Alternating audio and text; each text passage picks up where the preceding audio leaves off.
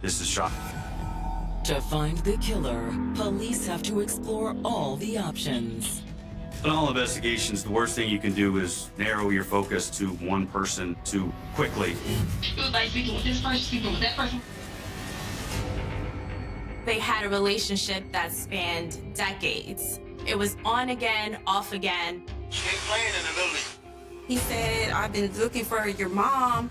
I think she's out here with other guys and doing drugs. Oh, bud. You don't even know what you're dealing with. These guys are ruthless. But can technology prove it was all a lie? They turned to traffic cameras and license plate readers. The videos were very big. They seen that he was the last person with the vehicle. He could not explain how she ended up dead. Something's just not adding up.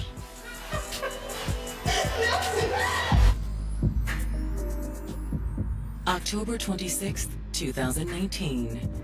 It's Saturday afternoon in West Palm Beach, Florida. A city of 120,000 just across the Intercoastal Waterway from its better-known neighbor. West Palm Beach is a middle-class working neighborhood, and it's right next door to Palm Beach, which is really the affluent area. Many of the people that live in Palm Beach, they rely on the people in West Palm Beach to provide the services that they're going to need. One of those hardworking people is 59-year-old security guard, Deborah Dunbar. She loved work. She was a workaholic. But around noon that day, Deborah's stepdaughter Elizabeth calls Palm Beach County 911 to request a welfare check at her mother's house. Yes, I've tried texting her. I've tried calling her. She's not responding. It was a few days I haven't heard from her. She's been calling her, texting her, no answer. Her calls are going straight to voicemail. This was not like her mother. So earlier that morning, Elizabeth had decided to go check on her. Mom? Mom, are you in there? I called out to her as loud as I could, and I didn't get any response. I looked through the front windows of the house. I didn't see anybody. She also notices that her mother's SUV isn't in the driveway. She wonders if her mother has gone somewhere unexpectedly, but decides to go around back and check just in case. But nothing can prepare her for what she finds. In the back, there's a small kitchen, and when you look through that window, the refrigerator is the first thing you see. I looked through the window, and there was blood all over the refrigerator.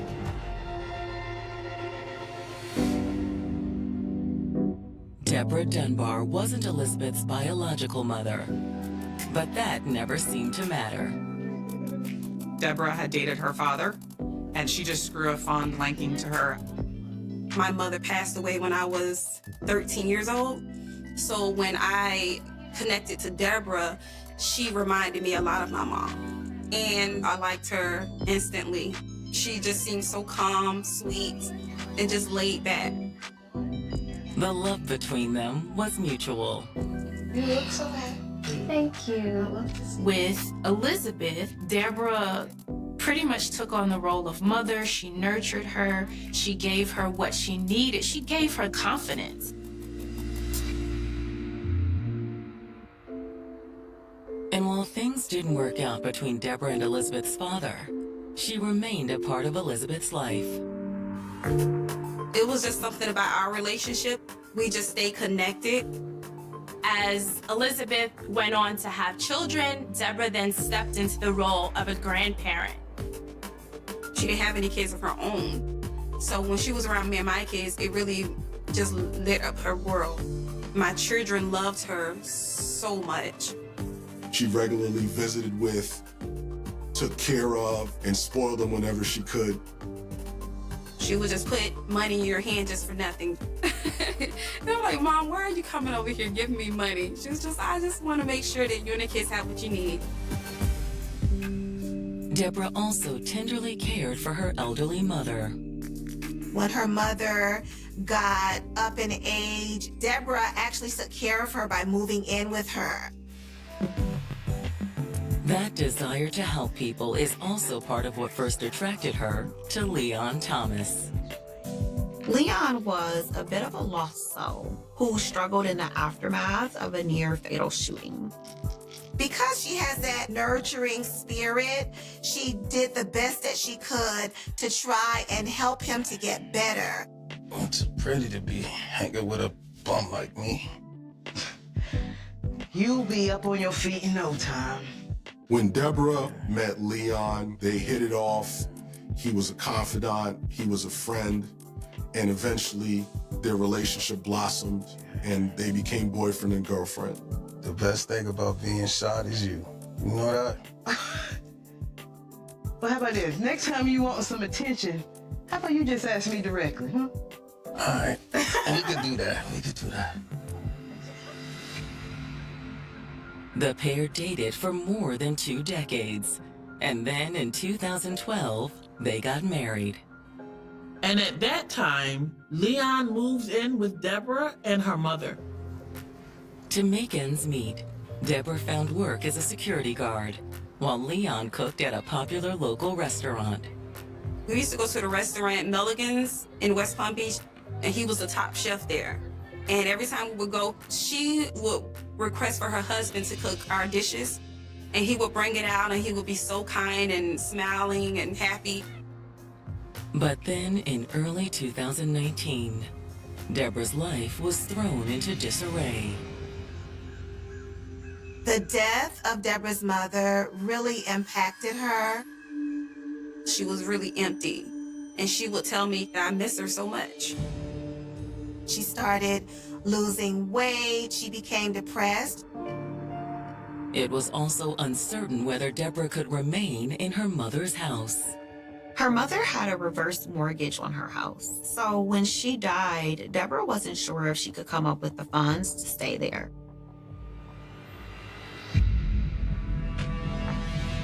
But now, after Deborah's daughter called 911, the West Palm Beach police are responding to that same house for a welfare check. Last name swap Elizabeth tells the officer what she observed through the window. The refrigerator has blood scattered all over it. I was freaking out still, and I said, I need to know, is she in the house? At that point, police and EMTs force entry into the home. And once they entered, they discovered a very violent crime scene.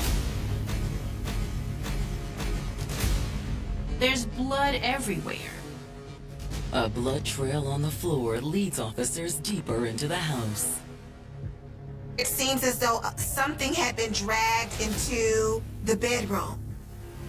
And the end of the trail reveals another gruesome scene. There's a body. After the death of her elderly mother, Deborah Dunbar and her husband Leon Thomas faced an uncertain future. Deborah wasn't sure if she could come up with the funds to stay in her house. She tried to put on a good face. She was still a really good grandmother, a really good mother, but inside, she was going through a lot of emotional turmoil. And now a bloody scene has led officers to a dead body inside her South Florida home. There was a blue tarp with a comforter over the body. But lifting the tarp, officers confirm that the body is Deborah.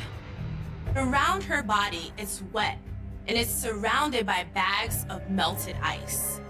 Apparently, someone may have been trying to slow down the decomposition of her body so that she would not be found quickly. After finding the body, the officers secure the scene and wait for homicide. I tried to rush into the door, and they stopped me. And they said, you're gonna have to go down to the police station first for questioning. While patrol officers transport Elizabeth to the station for a formal statement, homicide detectives arrive on scene to start their investigation. Once we got to the scene and we started our visual examination, we concluded there was multiple lacerations to the head. She had met a very violent death. And there's plenty of evidence from every time her killer took a swing. You had blood cast off on the floors, in the kitchen, into the dining room. Blood everywhere, smeared all over the house. I could say with 28 years at the police department, that was the most violent crime scene I had ever been a part of. Analyzing the blood patterns, detectives surmise what might have happened. Our best estimations was probably the incident began in the living room and it went to the kitchen where you had blood all over the walls. Then, once Deborah was dead or dying, the killer dragged her body back to the bedroom, wrapped her up, and tried to put her on ice to buy some time. Detectives also searched the scene for any evidence of a murder weapon.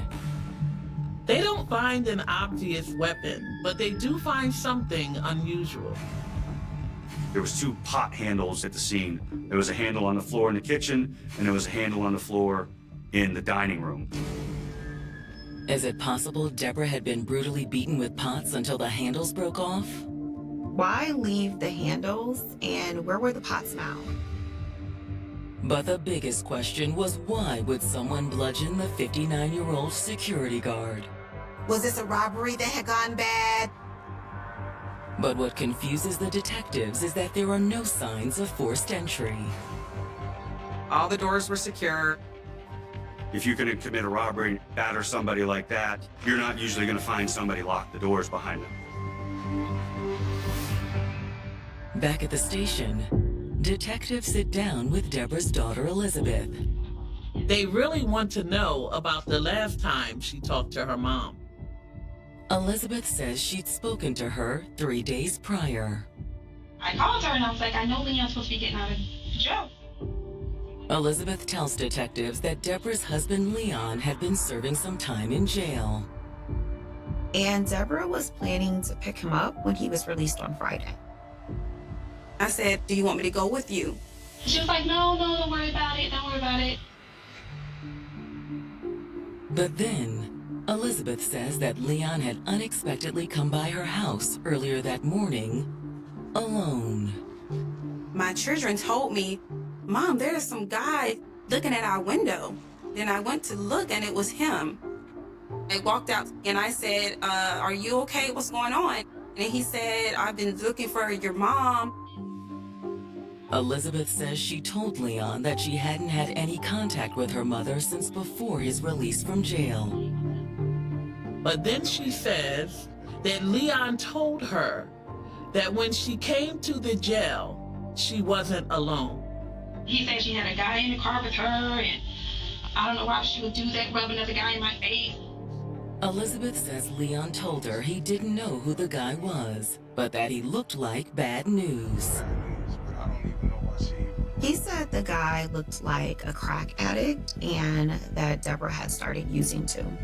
It's like she's losing her mind, she's at the crack house, she's sleeping with this person, sleeping with that person. She had allegedly gone on a drug binge. She was acting erratic. He started to speak negative things about my mom that I knew was untrue. So Leon, I don't believe that it's my mom.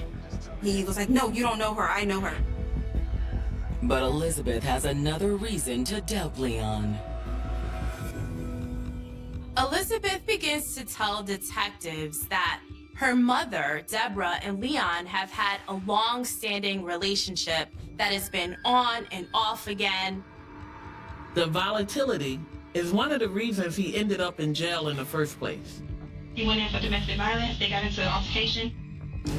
But the stint in jail wasn't the only outcome. She got a restraining order against him.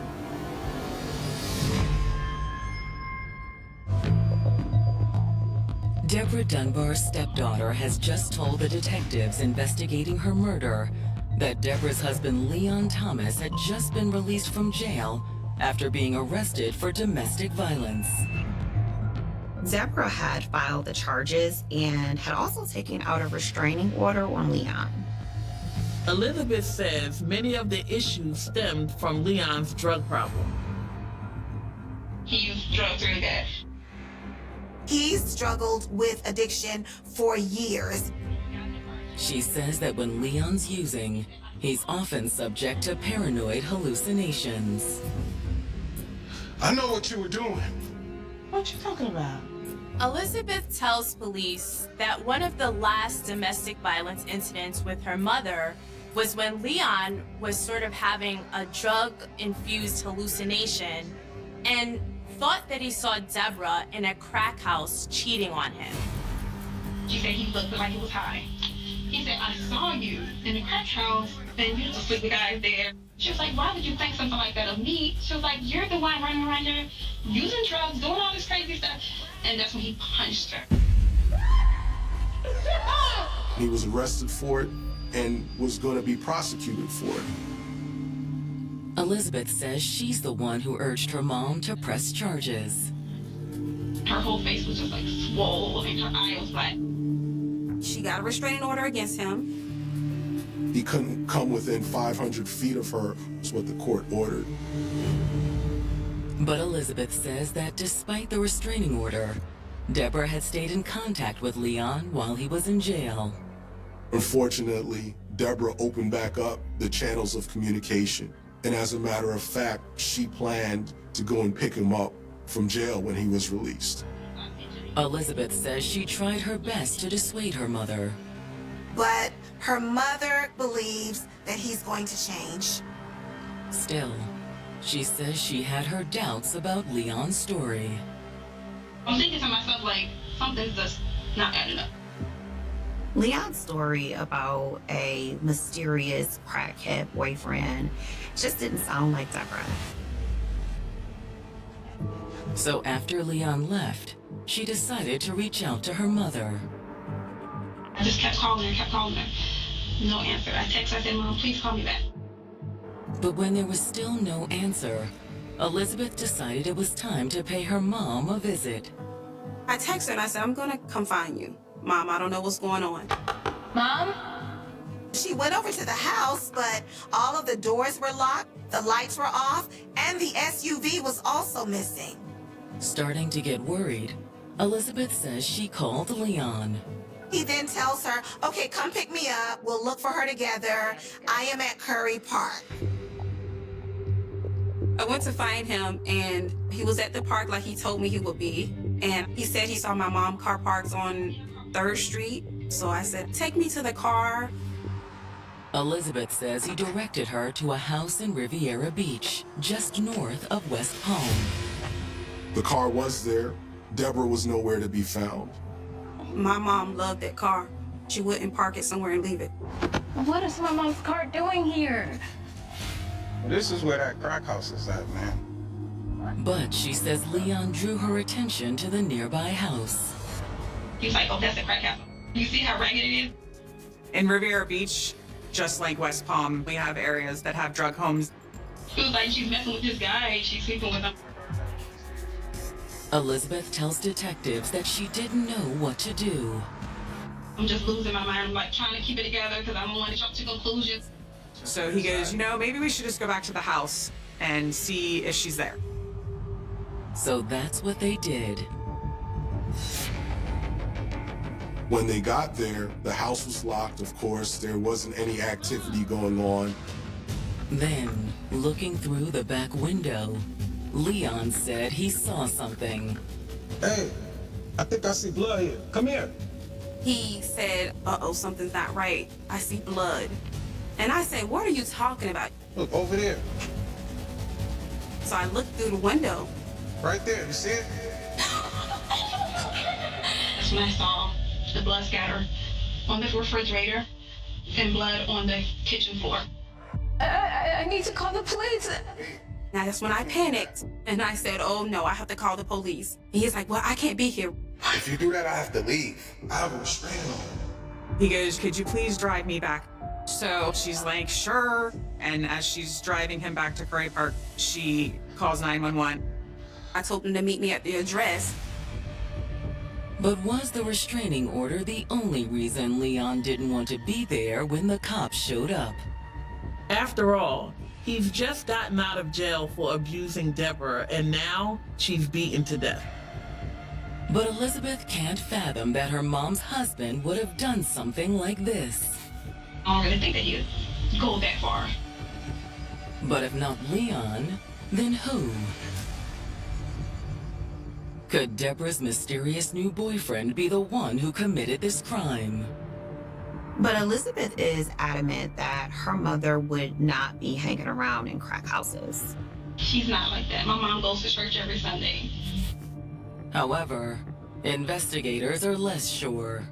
Despite her daughter's claim that Deborah would not be hanging out with addicts, she was with Leon. Hoping to get Leon's side of the story, detectives ask Elizabeth to guide them to where she left Leon. They said, "Do you know where her husband is?" And I said, "I know exactly where he is," and I drove them directly to him. He was very polite when we spoke with him. While chatting, he starts with the same story that he told Deborah's daughter. You brought a boyfriend with her. Police are quick to ask him why she would do that. She was just showing me she going on with her life, I reckon. Still, he tells police that he accepted the ride, at least at first. Within a few blocks, Leon says he changed his mind. I got out, I can't do this one.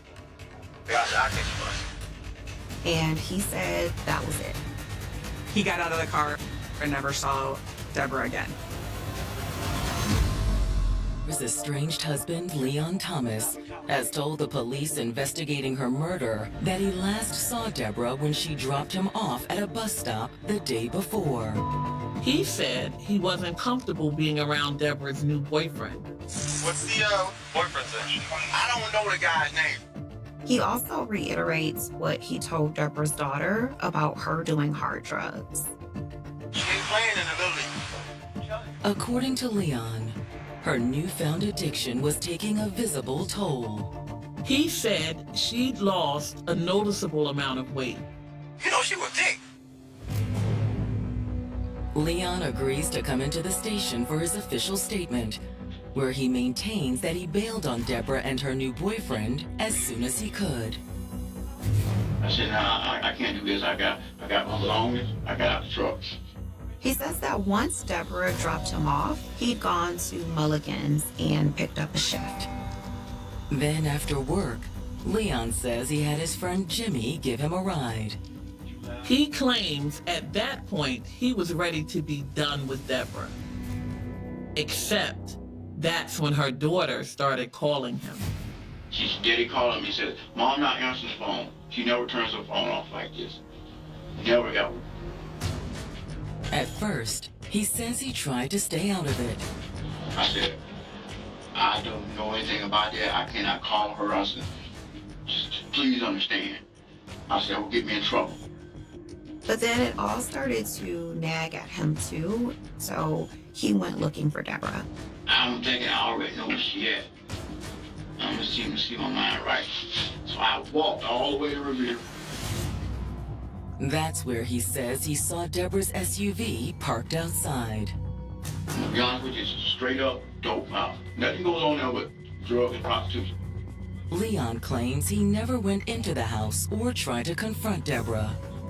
But he admits he was nervous that something might have happened to her. So he says that's why he went to her daughter's house to tell Elizabeth what her mother had been up to. He says he was worried about her. I said, please, go by there. I cannot go by there. But when Elizabeth called him an hour or so later and couldn't find her mother, he agreed to let her pick him up. He says he directed Liz to her mother's SUV, showed her the crack house, and then they went to Deborah's place. Leon says that at first, he waited in the car while Elizabeth looked around. Initially, she tells Leon that she doesn't see anything. I said, no, you gotta know how to look. He ends up getting out of the car and goes to the back of the house with her. He's also seeming to direct her to exactly where she needs to be able to look. And that's when they spot the blood. I said, look real good. She finally saw it.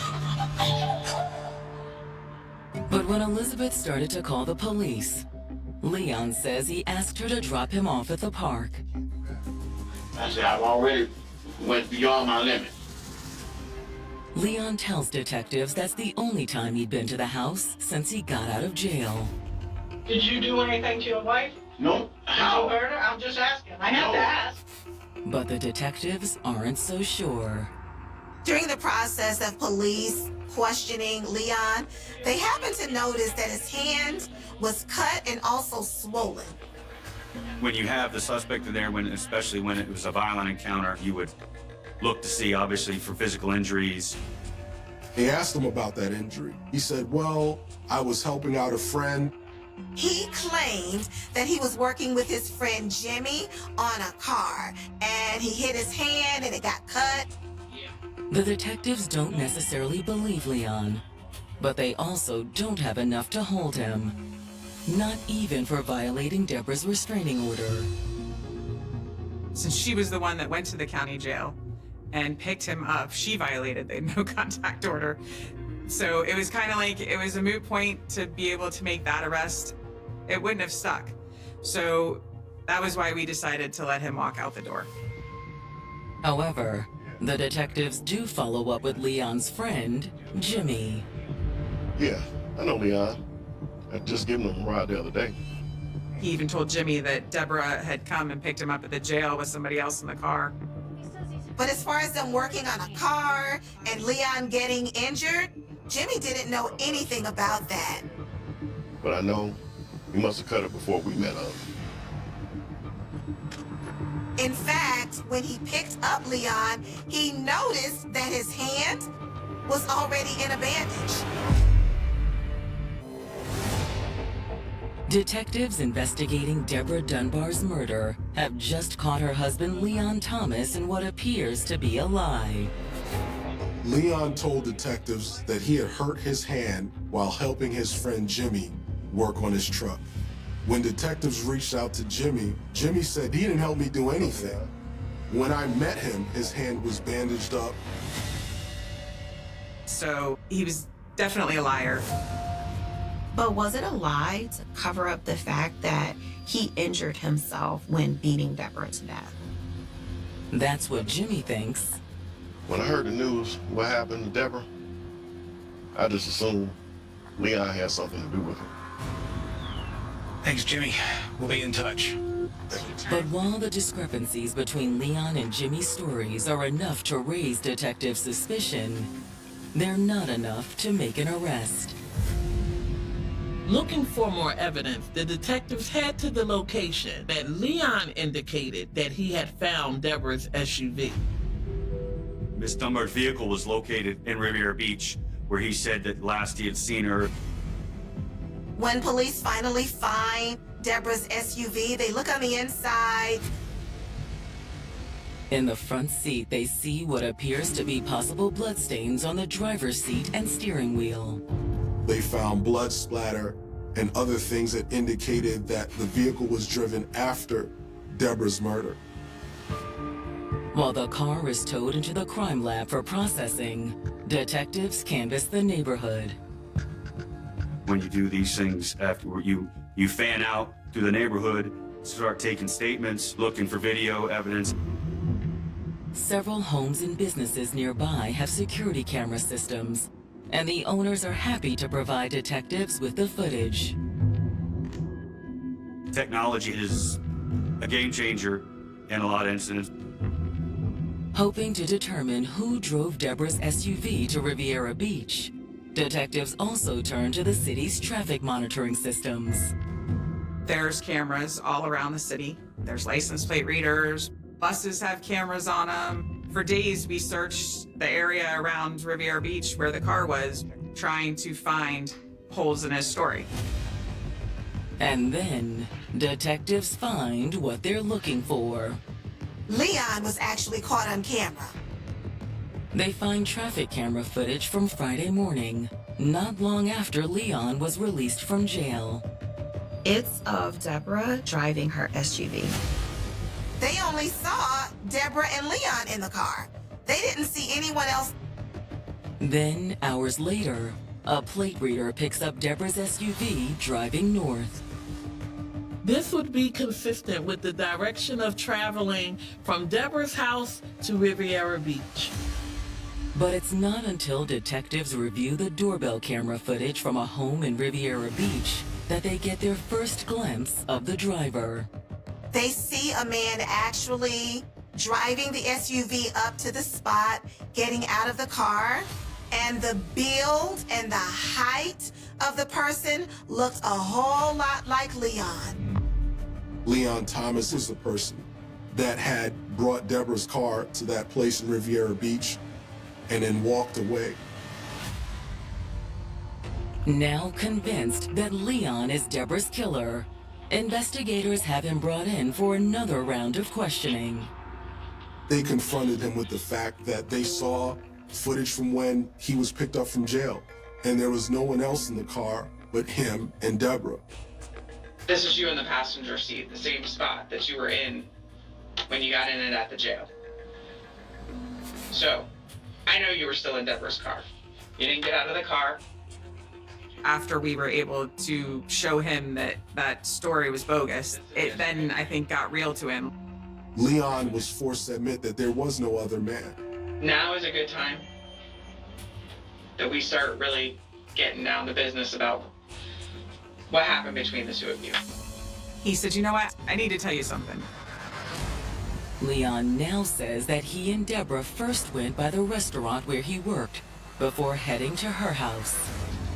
And after getting to the house, Leon admits that an argument ensued.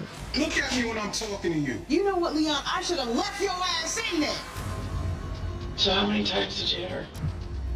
Leon says that isn't what happened at all. He says he never hit her. Just shoved her. He had pushed her, and she had hit her head on the wall. Now you ain't got nothing to say now, do you? But when he left, he said that she was conscious. Put on the spot by detectives investigating his estranged wife Deborah Dunbar's murder, Leon Thomas has admitted they got into an argument on the morning she died. He proceeds to tell us that he pushes her and she hits her head on the wall, but definitely minimizing the damage. But the detectives don't buy it. I know she wasn't fine when you left. Something bad went down in the house. But as detectives keep pushing, Leon sticks to his story. Everything else. He says when he left the house, Deborah was mostly fine, but maybe a bit out of sorts. She was a little shaken up. When detectives ask if she was bleeding, Leon denies it. We've been to the house. You would see blood. Yeah. Yeah. I didn't see any blood. He could not explain how she ended up dead later. So detectives try giving him an out. Maybe something went wrong. Think maybe you killed her, forgot about it, blacked out, anything like that. They asked him point blank, did you kill her? Leon continues to say no. Eventually, detectives have had enough. We were there for probably 13 hours total, probably about 6 or 7 of them just sitting there talking. But even without a full confession, they believe they have enough evidence to build a strong case against Leon. They go ahead and arrest him for second-degree murder in the death of Deborah Dunbar. It's a welcome relief for her family. The day they arrested him, I had goosebumps all over my arm, and I was like, okay, Mom, you're gonna have justice now. Their case becomes even stronger when detectives pull Deborah's phone records. They mirrored up to the video that we have. So we were able to put that timeline together. So I know that that attack happened somewhere after 7:30 in the morning and before 11:30 in the morning. when he makes contact with his friend Jimmy. The autopsy also confirms what detectives had first surmised at the crime scene. Deborah died as a result of blunt force trauma to her head, her face, her neck, and she also had extensive defensive wounds on her hands. The lacerations to the head was ultimately the cause of death. In other words, someone had done far worse than simply shove her. There's also further proof of Leon's lies. The autopsy report comes with a toxicology report, and the toxicology report stated that there were no drugs in her system. So his claims of her using drugs and being off the deep end were his reflect of what he was doing. Based on the ME's findings, detectives are convinced that on the morning of the murder, Leon's fight with Deborah escalated far more than he claimed. She picked him up at the jail. There was nobody else in the car. They come back, they go inside. He's trying to mess around with her. She doesn't want to, and they start having some arguments. No. Leon, not right now. 2 months and that's what I come home to?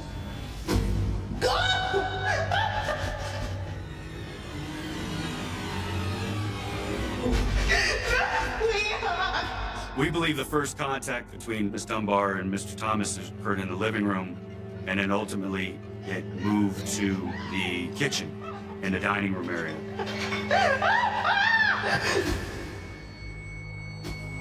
She fought as best she could, and ultimately there was no way she was going to be able to overpower him. This woman that you love, to think that you could beat her to death, that you would drag her into the bedroom and place her in a tarp with sheets all over her and leave her there and put her on ice bags. To be able to do that, you definitely have this dark terribleness about yourself. Then, that night, Leon drove Deborah's SUV up to Riviera Beach to bolster his claim that she was doing drugs and sleeping with other men. I believe that at some point in his mind, he realized there's no way I'm going to be able to cover this up. I think his guilt was getting to him, which is the reason that he contacted Elizabeth. But prosecutors never have to prove their case in court. Leon's defense team decided that it was in his best interest to plead guilty instead of going to trial. He would have gotten life in prison if this had gone to trial. He pled guilty to the lesser offense of second-degree murder, and he ended up getting 60 years in prison. While this would not bring Deborah back, it would bring her family some closure that Leon Thomas would likely spend the rest of his life behind bars. The sentence ultimately leaves Deborah's family with mixed feelings. We wanted him to have life in prison, but at least he's away for 60 years. But no amount of prison time can make up for the loss of Deborah. It's very unfair because even in prison, he still gets to exist. Deborah Dunbar, she gave all that she could to help other people have a better quality of life, and hers was taken from her. Every year, my kids, when her birthday come around, they get like, oh, we miss Mama Deborah so much. And I just have to constantly remind them of the good times that we shared. And part of her healing comes from knowing that she did everything she could to figure out the truth of what happened to her mother. I truly believe that she's in peace with her mom. All I can do is hold the great memories that I have of her in my heart and continue to fight for women who are in domestic violence situations. You deserve to be loved, you deserve to be happy, and you don't have to settle. And if there's a way to escape a situation, take it. The island of Kauai has long existed in the collective imagination of the world as a sanctuary of pristine, almost untouched natural beauty. It is the oldest of the main Hawaiian islands, a place sculpted over millions of years by volcanic action, torrential rainfall, and the ceaseless crashing of the Pacific Ocean against steep basalt cliffs. For generations, travelers and residents alike have drawn to its emerald valleys, its dramatic sea cliffs, and its quiet, secluded stretches of coastline. To walk along the isolated beaches of West Kauai is to feel separated from the noise and pressure of modern life.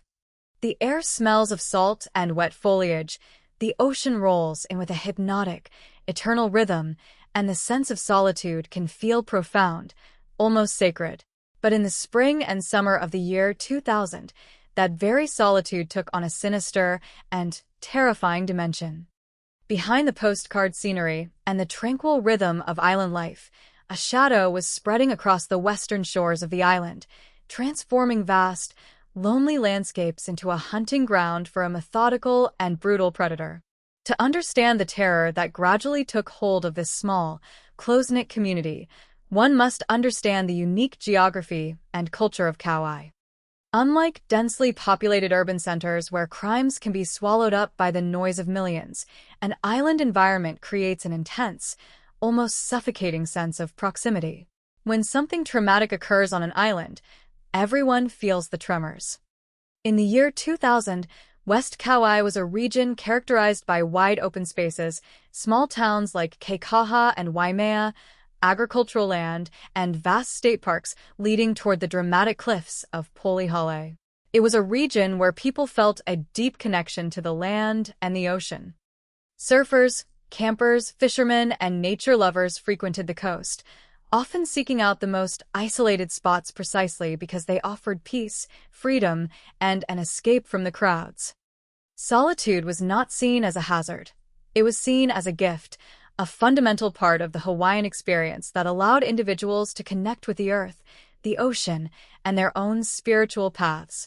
That sense of safety and trust was shattered in a slow, agonizing sequence of violent events that unfolded over 5 months in the year 2000. It began quietly, almost invisibly, in early April, when a woman named Lisa Bissell was found murdered in a secluded ditch near the access road to Polihale State Park. Her death was marked by extreme physical violence, sexual assault, and the deliberate abandonment of her body in a remote area. Just 6 weeks later, in late May, another woman was brutally attacked in the town of Keikaha, surviving only through extraordinary resilience and luck despite suffering terrible injuries inflicted by a knife and severe physical beating.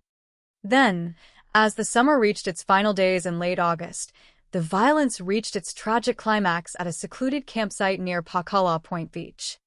There, the body of 43-year-old Darren R. Singer was discovered, buried under the weight of unimaginable violence, her camp transformed into a scene of devastating loss. What makes the story of these events so deeply unsettling, even decades later, is not merely the terrifying nature of the attacks themselves, but the agonizing paradox that defined the official investigation. In many cold cases, investigators are left with nothing, no witnesses, no clear physical evidence, no surviving victims, and no obvious suspects. The case disappears into the darkness because there are simply no threads to pull. But in West Kauai, the situation was the exact opposite. Law enforcement possessed a detailed profile of the perpetrator's methods. They had the account of a surviving victim who had looked her attacker in the eye and described his disarming demeanor and tactics. They had a composite sketch distributed to the public. They had forensic evidence, including DNA profiles recovered from the crime scenes. And they had a primary suspect, a man living on the island with a documented history of severe sexual violence and kidnapping, whose presence in the area coincided precisely with the timeline of the crimes. Yet, despite this convergence of evidence, information, and opportunity, the legal system reached a wall. No one was ever convicted for the murder of Darren Singer. No one was ever held legally accountable for the murder of Lisa Bissell or the brutal assault in Keikaha. The primary suspect was investigated, interrogated, and subjected to DNA testing, but the results returned inconclusive, leaving investigators in a state of evidentiary paralysis. The public was left with warnings from law enforcement that while the similarities between the cases were striking, official confirmation of a single serial killer could not be legally established. even as the media and the community began referring to the phantom figure as the West Side serial killer. And then, as suddenly and inexplicably as the violence had begun, it stopped. After the death of Darren Singer in August 2000, no further attacks matching this specific, horrifying pattern were reported on the island. The silence returned to the beaches of West Kauai, but it was no longer the peaceful silence of paradise. It was a heavy, lingering silence filled with unanswered questions, unresolved grief, and the haunting realization that an unknown killer had walked among them, committed atrocious acts, and then vanished into the shadows of history. This story is an exploration of that dark chapter in Hawaiian history, a careful and respectful examination of the facts surrounding the life and death of Darren Singer, the women who came before her, and the complex, frustrating investigation that followed. It is a narrative built strictly upon official county records, police statements, contemporary journalistic reports, and historical court documents. It does not seek to sensationalize trauma or romanticize the mind of a criminal, but rather to shed light on the human reality of these events, honoring the memory of the victims while examining the systemic, forensic, and legal challenges that prevented justice from being served. Darren Singer was a woman whose life was defined by her deep love for nature, her free-spirited approach to existence, and her spiritual connection to the earth and sea. Living in Paia on the island of Maui, she was known to her friends and acquaintances as someone who embraced the outdoors with passion and reverence.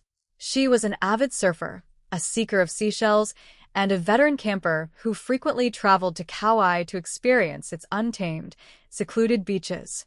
For Singer, spending days alone at a remote campsite like Pakala Point was not a risk.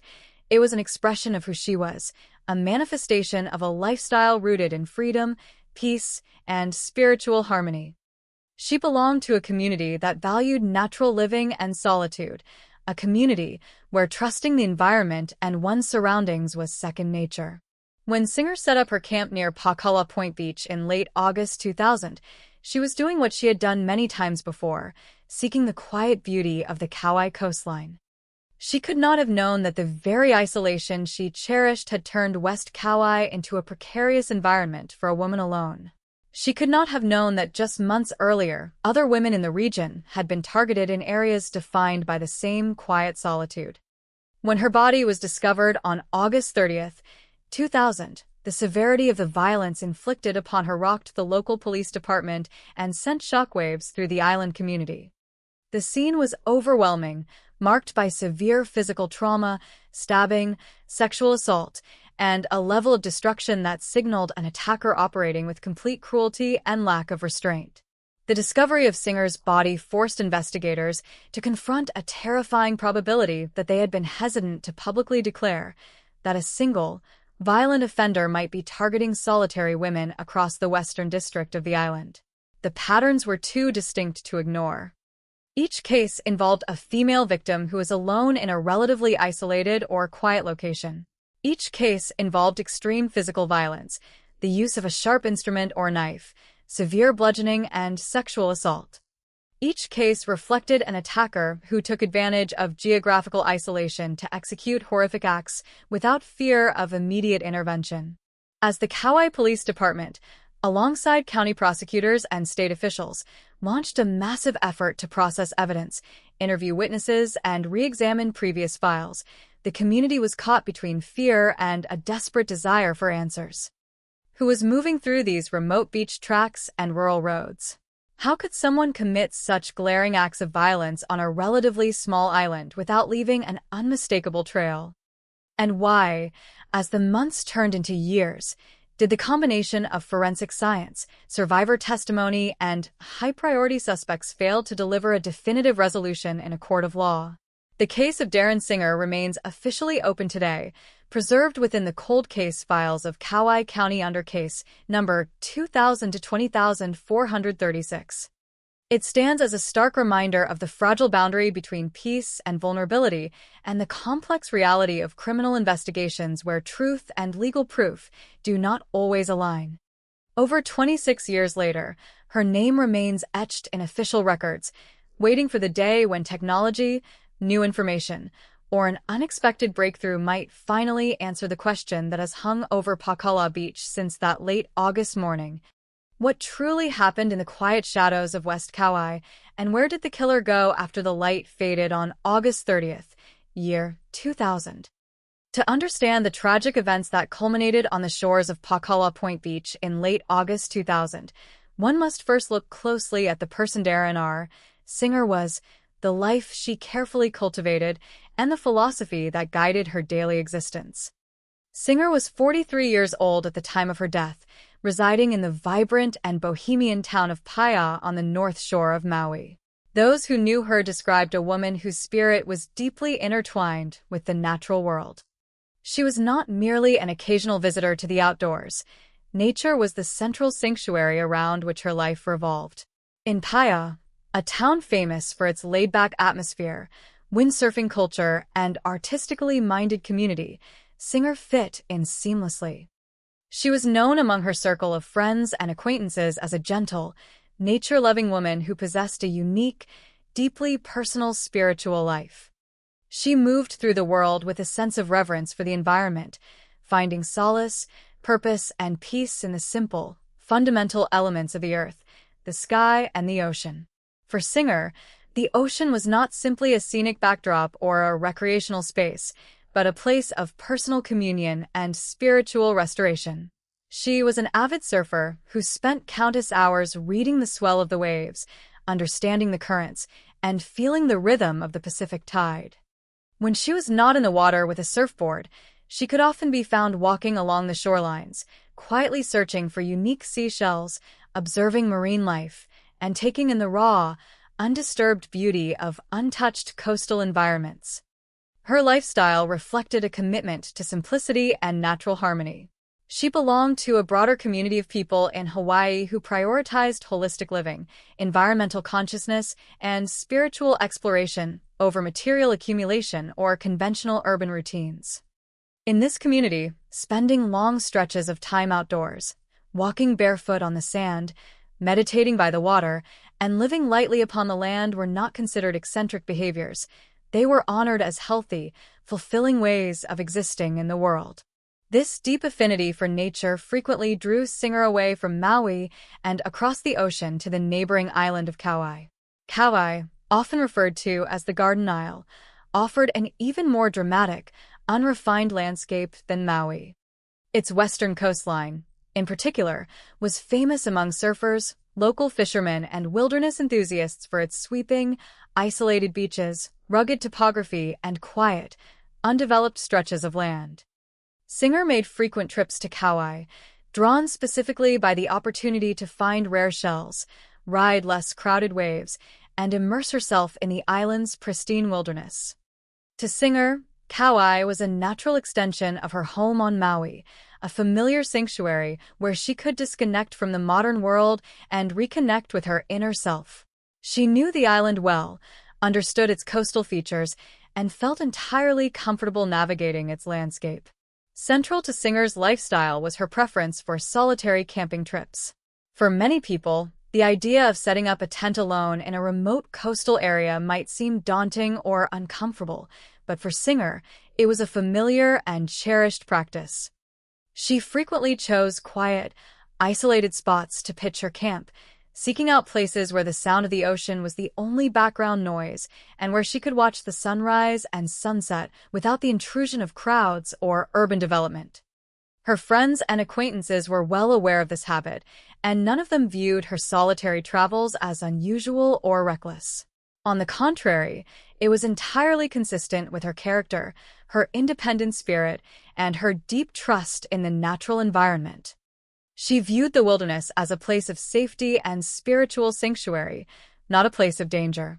However, the very qualities that made these remote locations so attractive to Singer, their quiet isolation, their distance from residential centers, and their lack of heavy foot traffic, also created an invisible, deadly vulnerability. West Kauai in the year 2000 was a region defined by vast open spaces, long stretches of highway flanked by agricultural fields, and secluded beach access tracks that led to quiet spots like Pakala Point. Pakala, Also known to locals as Infinities due to its famous surfing break, was a place revered by the surfing community. The area surrounding the beach featured dense tropical vegetation, quiet groves, and open sandy areas where visitors could set up temporary camps.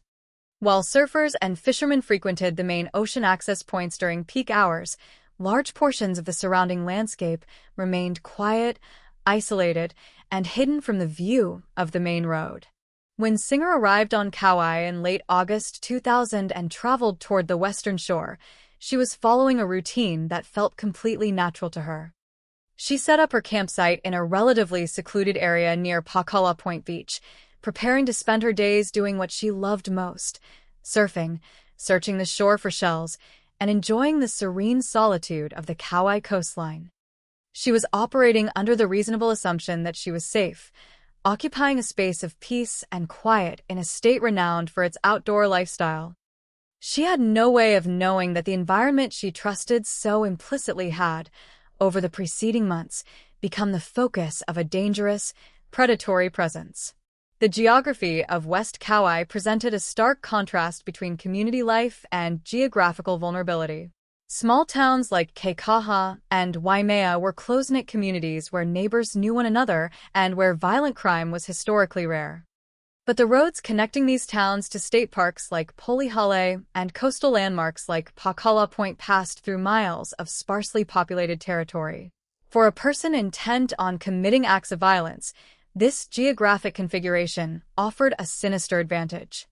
An attacker could move through these isolated coastal corridors, observe potential targets who were alone, execute a violent assault without fear of immediate intervention, and vanish into the surrounding brush or onto the open highway before anyone raised an alarm.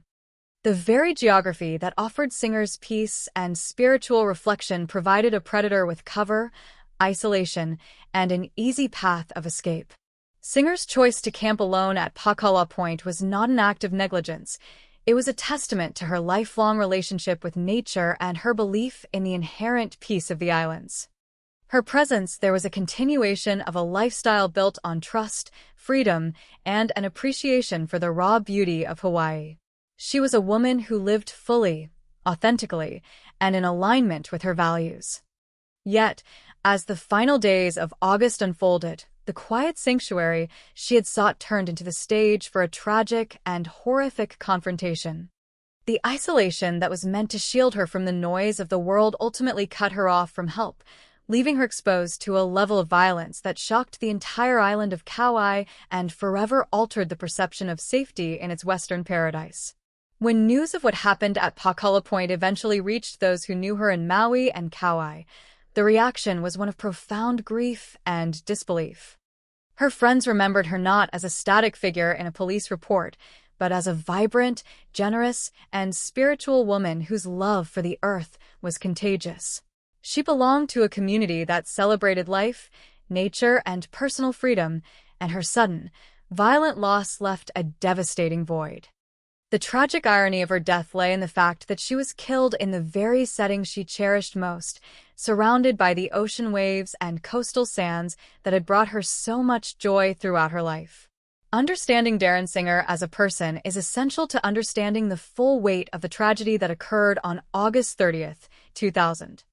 She was not merely a random target in a cold case file. She was a beloved daughter, friend, and member of a vibrant island community whose life was cut short while pursuing her passion for nature and peace. Her story highlights the profound vulnerability that can exist even within environments that appear safe, serene, and harmonious. As investigators began to assemble the pieces of her life and her final days, they realized that understanding her routines and her deep connection to West Kauai was only the first step in unraveling a complex, disturbing pattern of violence that had been quietly taking root along the island's western shores. The quiet routine of the late summer morning along the western shore of Kauai was broken around midday on August 30th, 2000, when a horrifying discovery was made near Pakala Point Beach. Positioned in a secluded area surrounding a rustic campsite, set back from the main coastal access points and hidden amidst the natural brush, lay the body of 43-year-old Darren R. Singer. The scene that greeted the first responders and police officers who arrived at the location was one of absolute carnage and overwhelming devastation.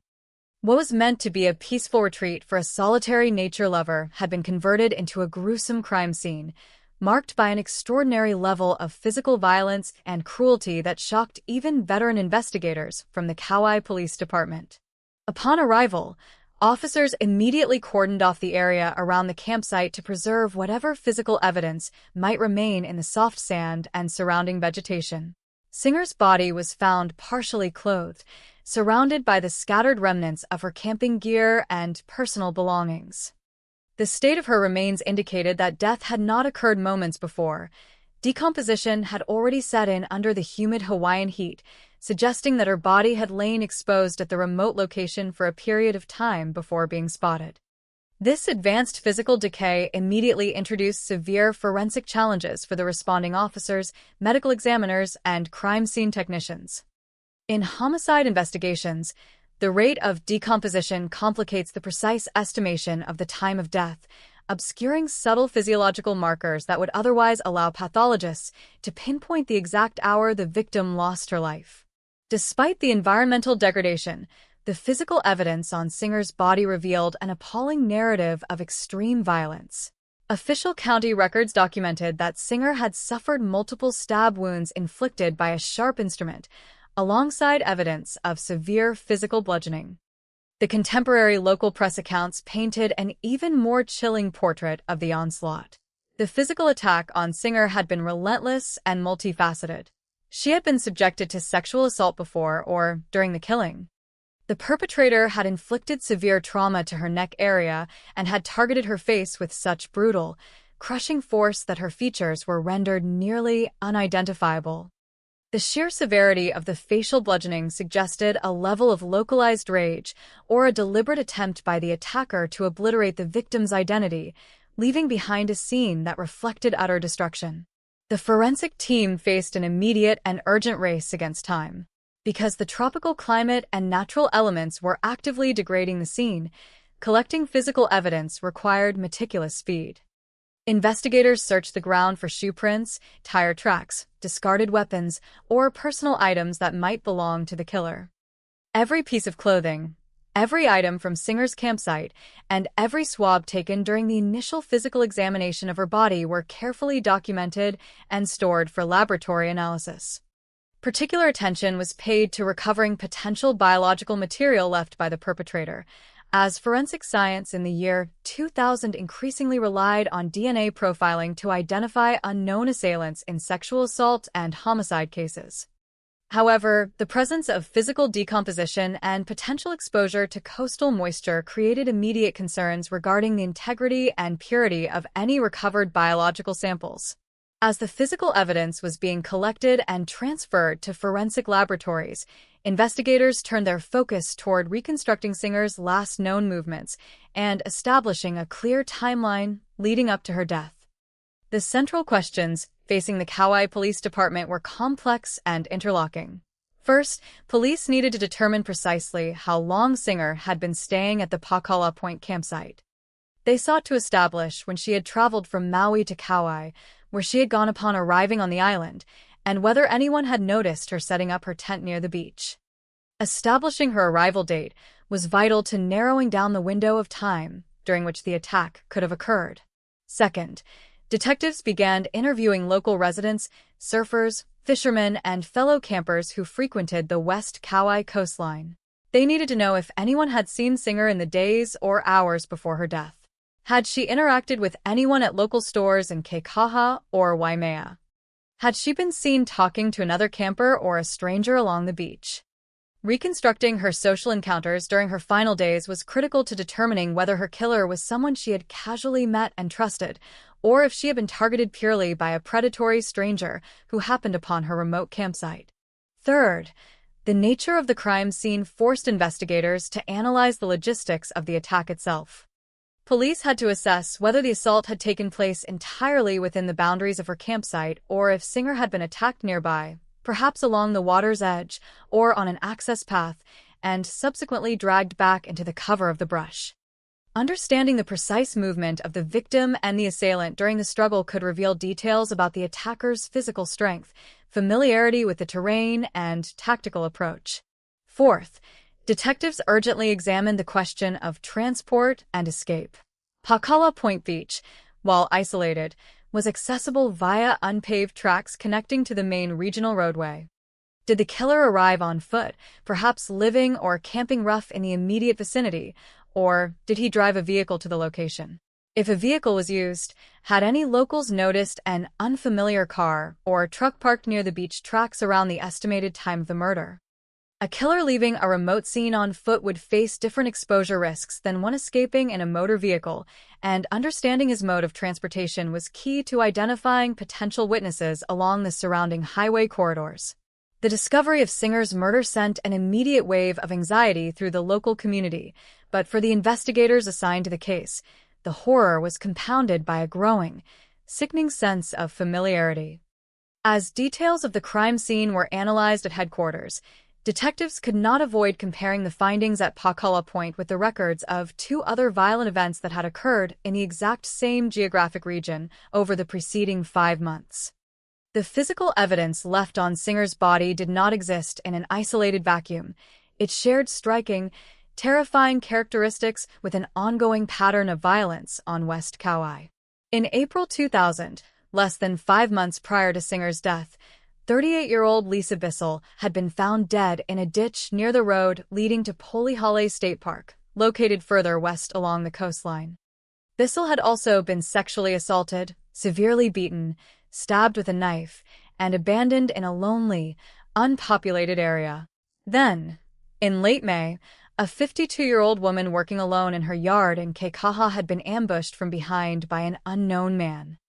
That victim had been dragged, brutally beaten, sexually assaulted, and stabbed with a knife so violently that the blade had bent against her sternum. She had survived only by crawling for hours to reach a telephone after the attacker fled. When police mapped out the 3 crime scenes, the geographic and tactical similarities became overwhelming. All 3 incidents occurred within the relatively narrow territorial corridor of West Kauai. All 3 targeted adult women who were completely alone at the moment of confrontation. All 3 involved a combination of extreme physical bludgeoning, sexual violence, and the use of a sharp knife. The level of violence in each instance was not merely functional to control the victim, it was extreme, brutal, and potentially lethal. The realization that Darren Singer was likely the 3rd victim of an active, highly aggressive predator transformed the homicide investigation from an isolated murder inquiry into an urgent, high-stakes hunt for a potential serial offender.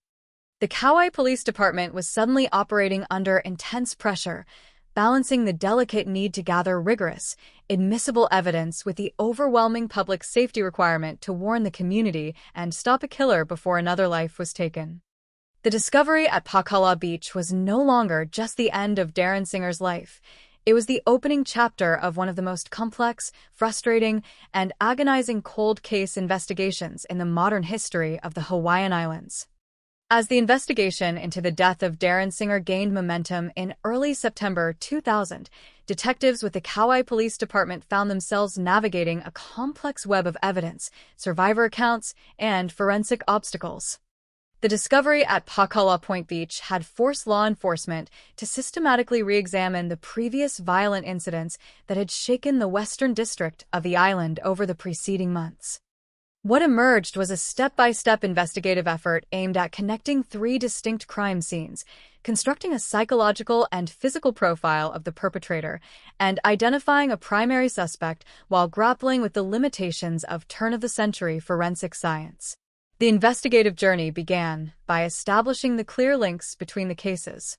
5 months before Singer's murder, on April 7, 2000, the body of 38-year-old Lisa Bissell had been discovered in a ditch along the access road leading toward Polihale State Park. Like Singer, Bissell was an adult woman who had been alone in a remote area of West Kauai. Her body showed evidence of sexual assault, severe physical bludgeoning, and multiple stab wounds inflicted by a knife.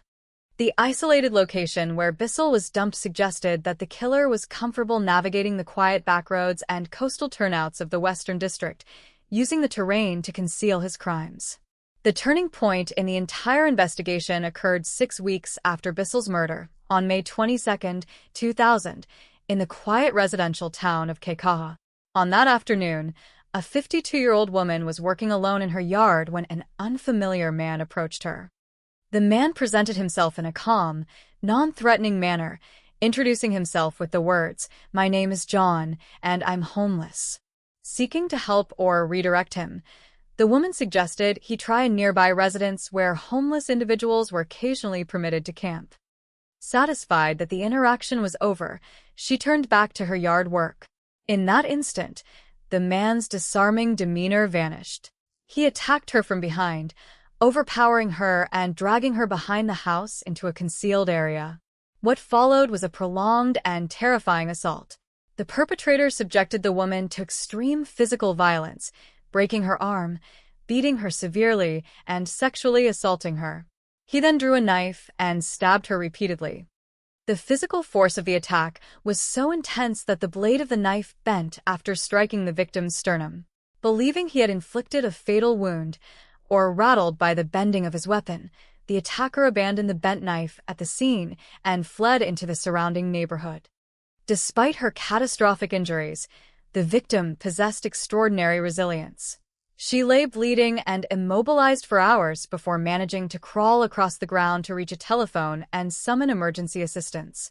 Her survival provided law enforcement with their single most critical asset, a living witness who had conversed with the attacker and seen his face in daylight.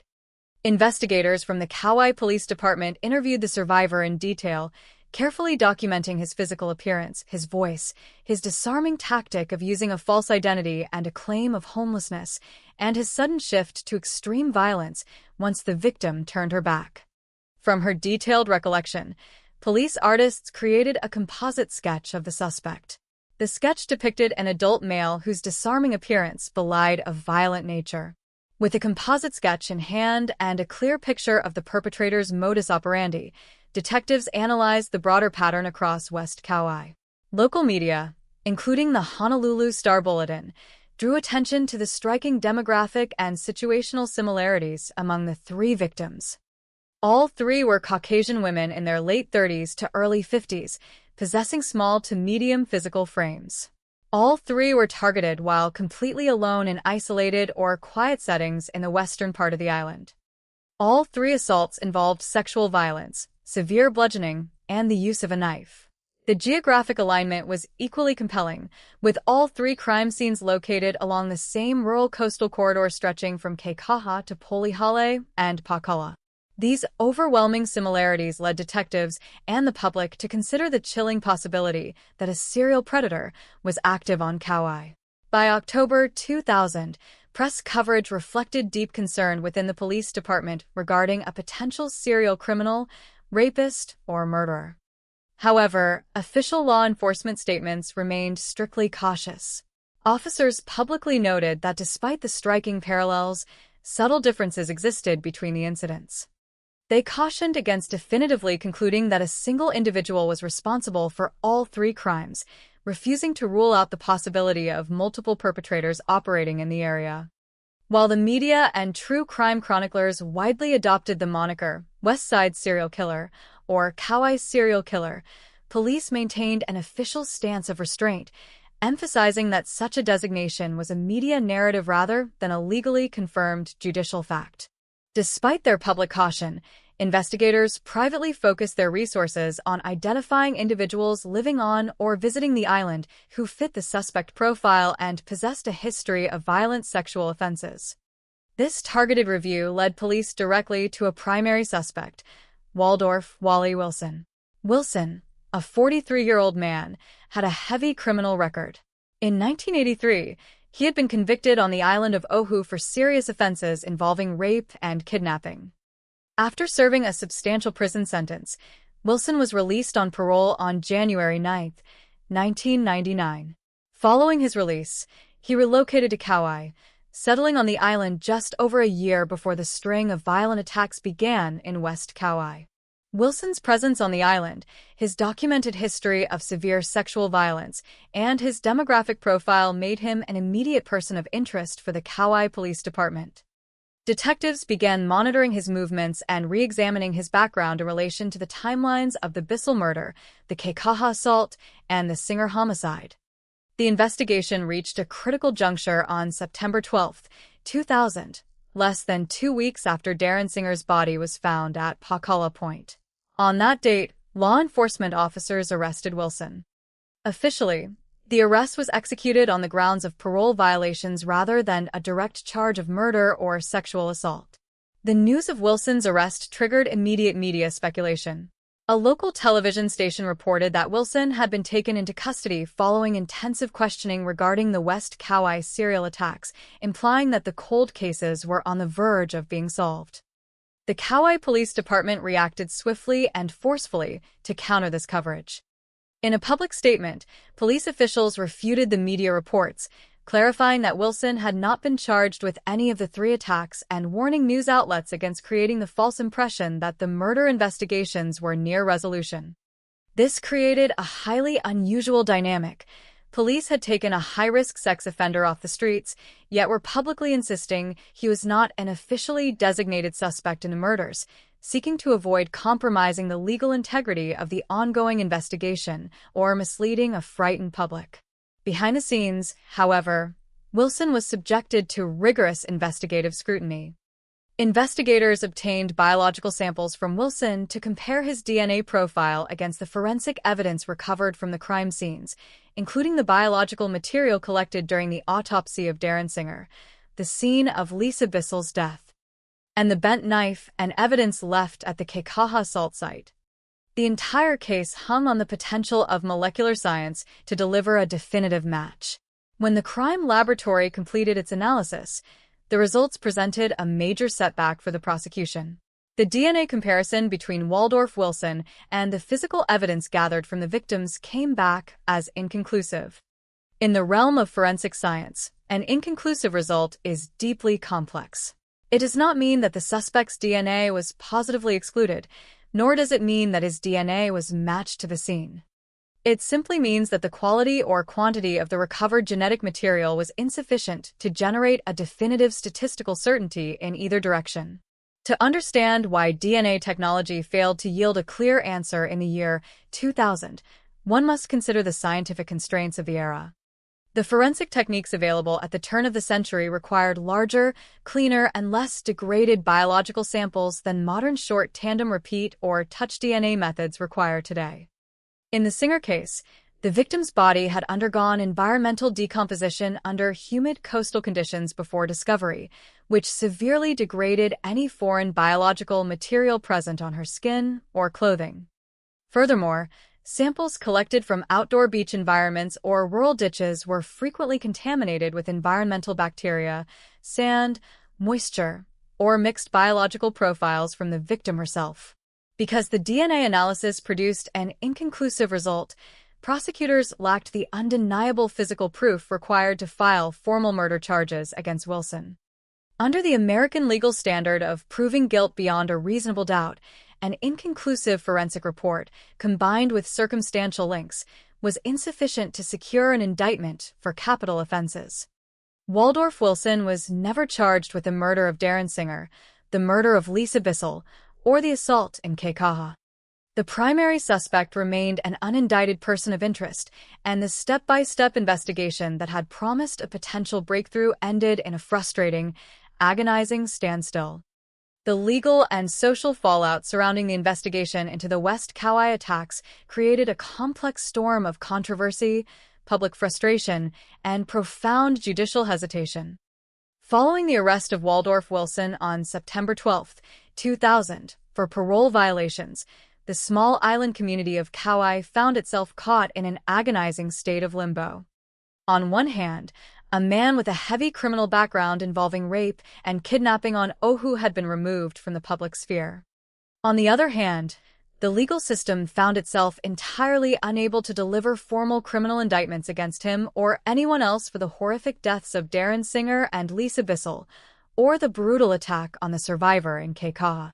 The absence of definitive DNA evidence, combined with the inconclusive laboratory findings, created an insurmountable legal barrier for the Kauai County Office of the Prosecuting Attorney, leaving the cases stranded in a procedural void where suspicion was high but legal proof remained entirely out of reach.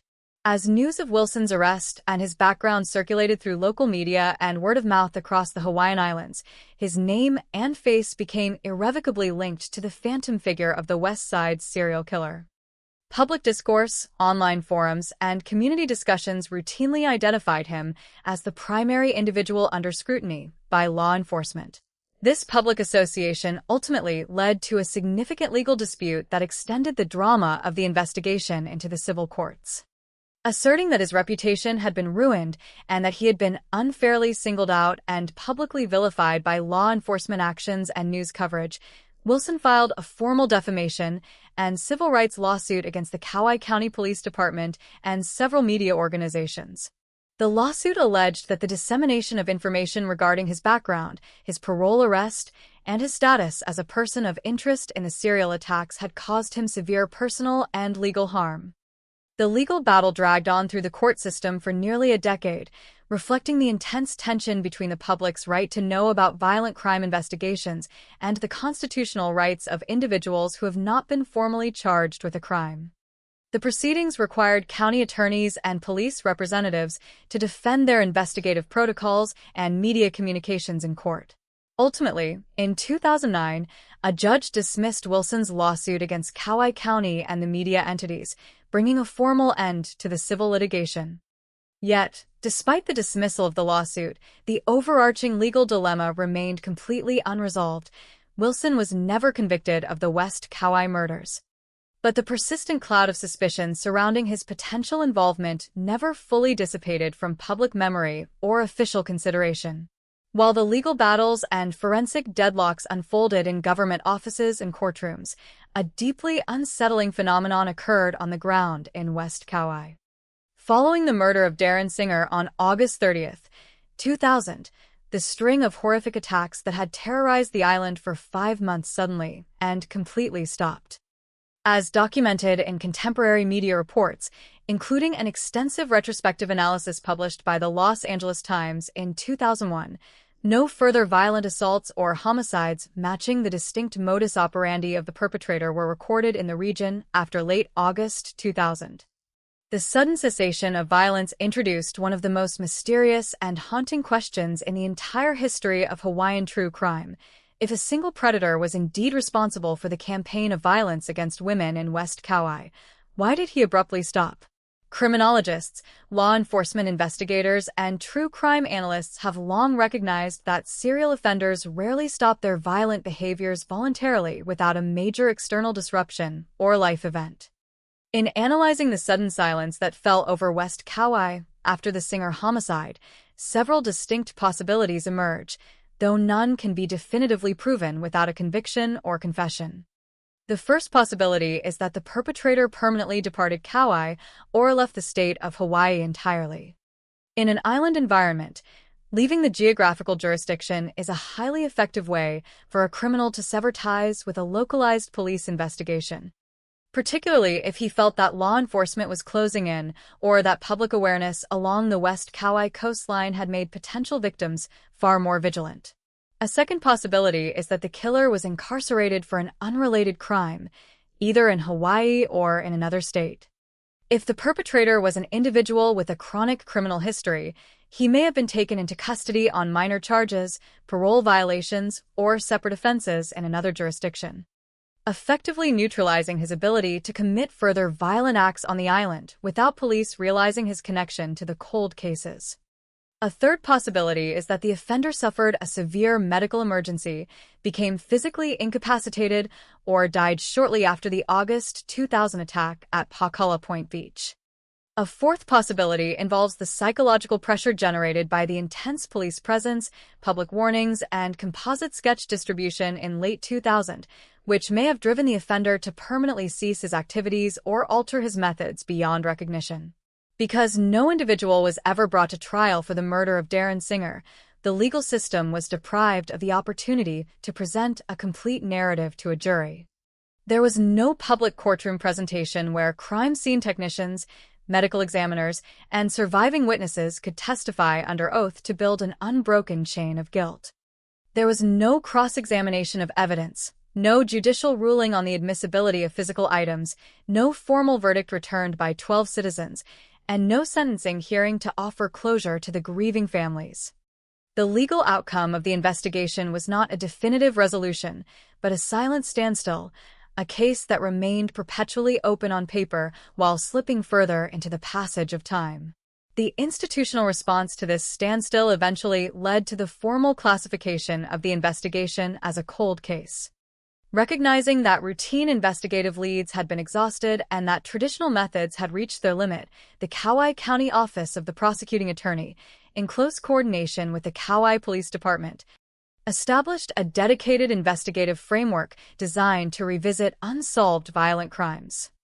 This initiative led to the formation of the Cold Case Unit, officially designated as Kihipiol, a Hawaiian phrase translating to the fire that never goes out. The explicit purpose of this unit was to ensure that cases involving extreme violence and loss of life were never permanently shelved or forgotten, regardless of how many years had elapsed since the original crime took place. Within the official registries of the Kihipiol unit, the file for Darren R. Singer was formally cataloged under case number 2000 to 20,436. Alongside her file sat case number 2000-07851, belonging to Lisa Bissell. The inclusion of both names in the Cold Case Unit's active registry served as an official acknowledgement that these homicides remained unsolved crimes requiring ongoing review, modern technological re-examination, and public vigilance. The creation of the unit reflected an enduring commitment by county authorities to seek justice, even in the face of daunting forensic and evidentiary hurdles. Today, the official status of the Darren Singer murder remains unchanged in the records of Kauai County. It stands as an active, open cold case.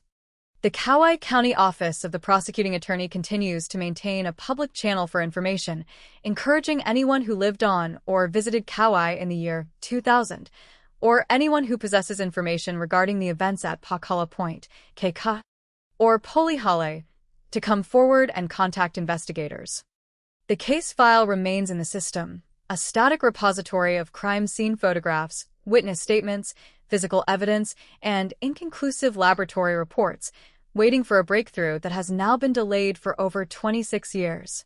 The absence of a trial and conviction leaves behind a profound legal vacuum, but it also highlights the strict boundaries of the American criminal justice system.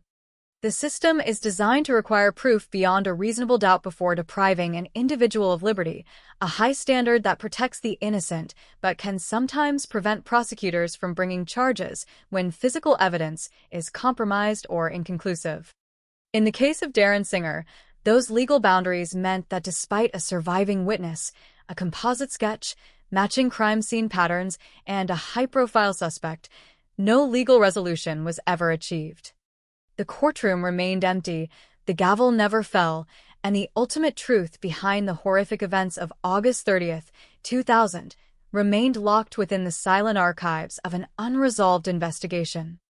More than 26 years have passed since the morning of August 30th, 2000, when Darren R.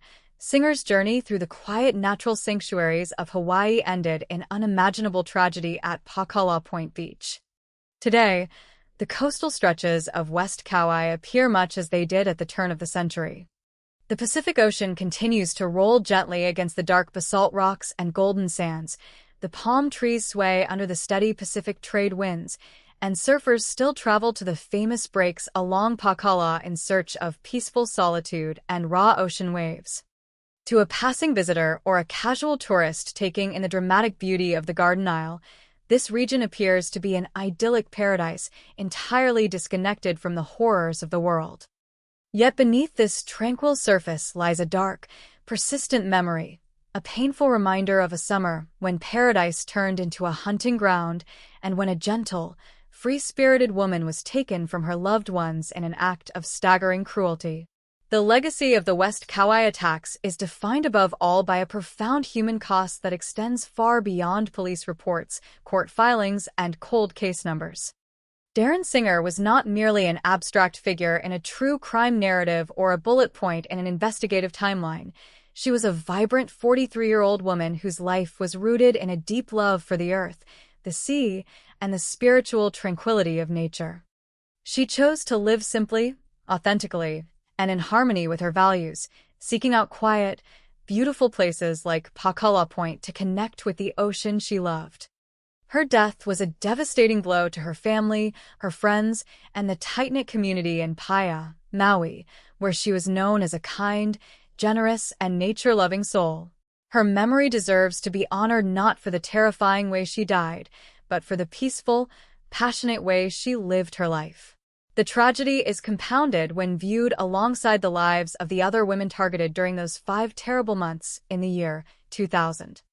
Lisa Bissell, whose life was violently stolen in April near the road to Polihale State Park, and the 52-year-old survivor who endured a terrifying ordeal in Keikaha in May, were both integral parts of their local communities. They were women pursuing their daily routines, working in their yards, or enjoying the natural beauty of their island home, operating under the reasonable belief that they were safe.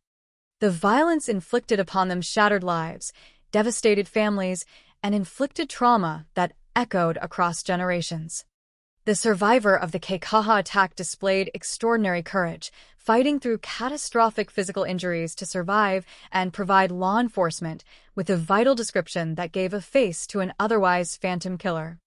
Her bravery remains a testament to the human spirit in the face of absolute malice. For the community of Kauai as a whole, the events of the year 2000 marked a permanent shift in collective consciousness. Island communities are built on a foundation of mutual trust, shared spaces, and an unspoken sense of safety. For decades, residents and visitors alike felt comfortable sleeping in open tents on secluded beaches, walking alone along quiet rural roads, and opening their hearts to strangers who passed by. The realization that a violent predator was moving quietly through the Western District, approaching solitary women under disarming pretexts and executing brutal attacks, shattered that long-standing sense of security.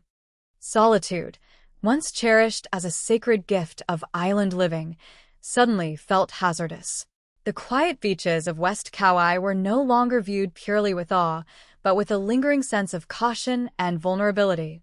The shadow of the unknown assailant forced a community to confront the sobering reality that even the most beautiful and remote corners of the earth are not immune to evil. From an investigative and institutional perspective, the case of Darren Singer stands as a powerful, agonizing study in the limitations of criminal justice. It highlights the vast, painful gulf that can exist between investigative intuition and legal proof. Law enforcement officers, prosecutors, and forensic specialists found themselves working in an era where DNA technology was advancing but still highly vulnerable to environmental degradation, contamination, and sample limitations. They possessed a detailed physical description, a clear modus operandi, matching geographic patterns, a surviving witness, and a primary suspect with a documented history of severe sexual violence. Yet, because the physical evidence returned inconclusive, the legal system performed exactly as it was designed to do. It refused to prosecute without proof beyond a reasonable doubt. This institutional standstill underscores a frustrating truth about the justice system, that knowing what likely happened is not the same as being able to prove it in a court of law. This evidentiary gap leaves behind an unsettling paradox that continues to haunt true crime historians, legal experts, and local residents alike. How could a violent predator commit a string of horrific attacks on a geographically isolated island, leave behind a surviving witness and biological evidence, and then vanish without ever being held legally accountable? And why did the violence stop so abruptly after the murder of Darren Singer on August 30th, 2000? Whether the perpetrator fled the state, was incarcerated for an unrelated crime in another jurisdiction, died shortly after the final attack, or simply ceased his criminal activities out of fear of detection, the ultimate answer remains hidden in the past. The absence of a confession, a trial, or a conviction means that the complete story of the West Side serial killer may never be fully told, leaving an open wound in the history of Kauai. Yet, despite the passage of more than 2 decades, Darren Singer has not been forgotten. Her name remains actively preserved in the official records of the Kauai County Office of the Prosecuting Attorney and the Cold Case Unit, Kihipiol. The designation of this unit, the fire that never goes out, serves as a promise that her file, case number 2000 to 20436, will not be allowed to collect dust in an abandoned archive. As forensic science continues to advance, introducing sophisticated techniques such as advanced genetic genealogy, touch DNA retrieval, and modern digital reanalysis of degraded physical samples, there remains a persistent glimmer of hope. Cold cases across the world that were once deemed permanently insoluble are now being solved decades later, bringing long-delayed answers to grieving families and accountability to forgotten victims. The story of Darren Singer demands our deep empathy, our continued reflection, and our unwavering commitment to the truth. It calls upon us to remember the human lives behind the cold case files and to recognize the profound dignity of those who were taken too soon. As long as her case remains open, the public is reminded that justice is not merely a destination reached in a courtroom, but a continuous, unyielding pursuit that persists through time.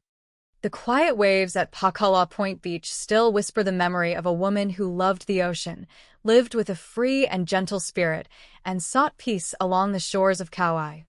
Her story serves as an enduring call for vigilance, remembrance, and the eternal hope that one day, the shadows of West Kauai will finally be cleared by the light of the truth.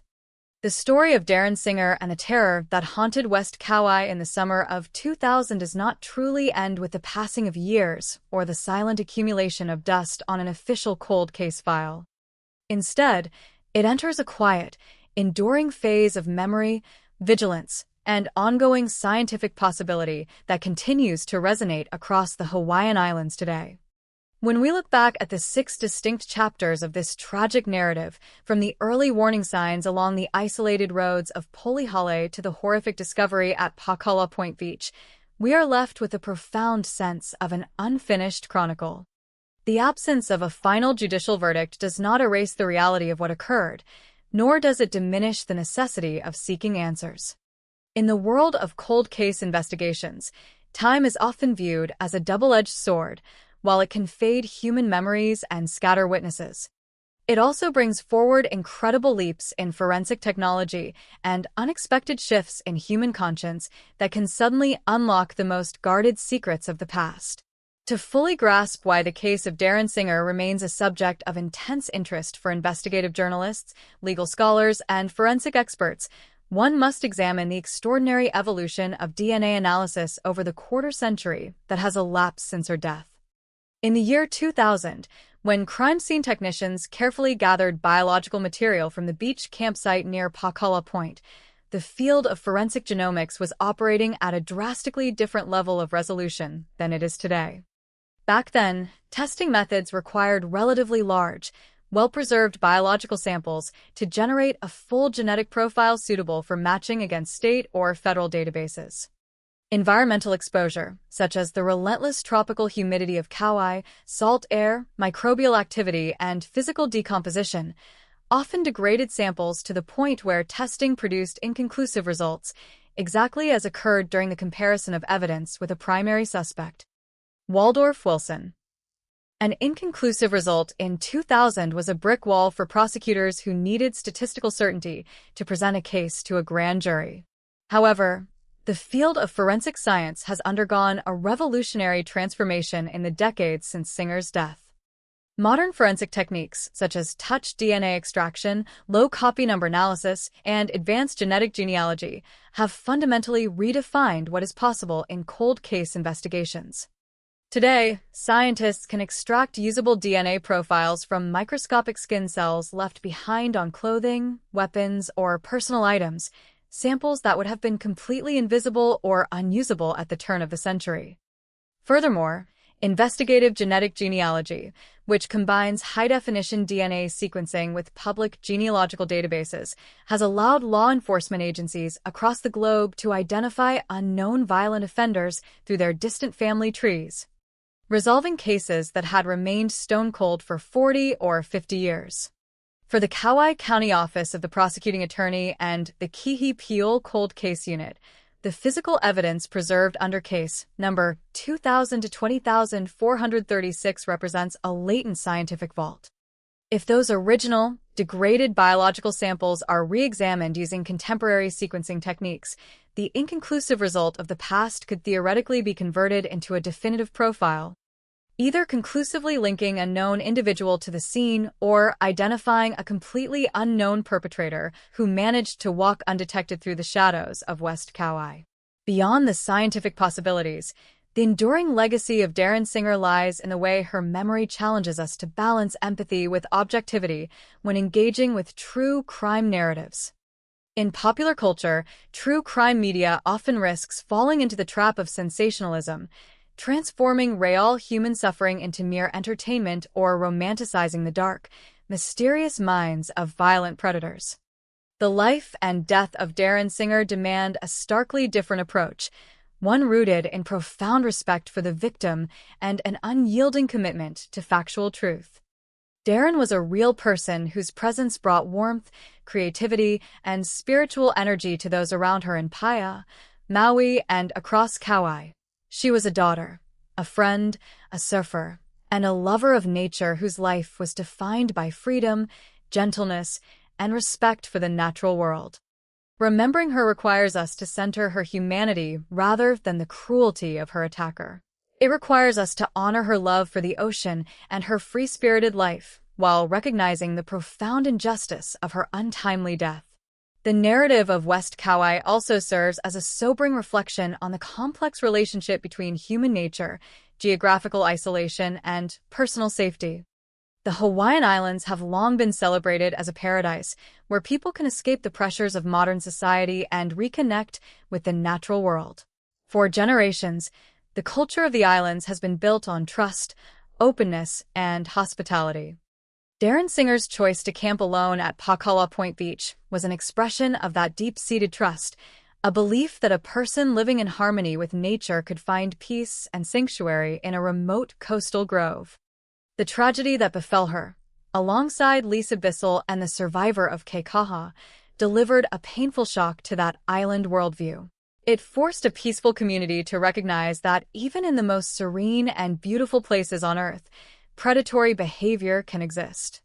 It taught a lesson about vulnerability that continues to resonate with outdoor enthusiasts, solitary travelers, and local residents who navigate the quiet coastlines of Hawaii. As time moves forward, the role of the public in cold cases like that of Darren Singer becomes increasingly important. Investigations often stall not because police lack dedication, but because the vital piece of information needed to connect the dots remains locked inside someone's memory. In small island communities, word travels in quiet ways over the years. People who were reluctant or afraid to speak to law enforcement in the year 2000 may now find themselves in entirely different life circumstances. Relationships change, fears fade, allegiances dissolve, and the passage of time can bring a renewed sense of moral responsibility. A casual observation made 26 years ago, a vehicle seen parked near Pakala Beach on an unusual morning, a strange interaction with a stranger along the highway, or a sudden, unexplained departure from the island by an acquaintance, could be the exact missing link that turns a cold case file into an active prosecution.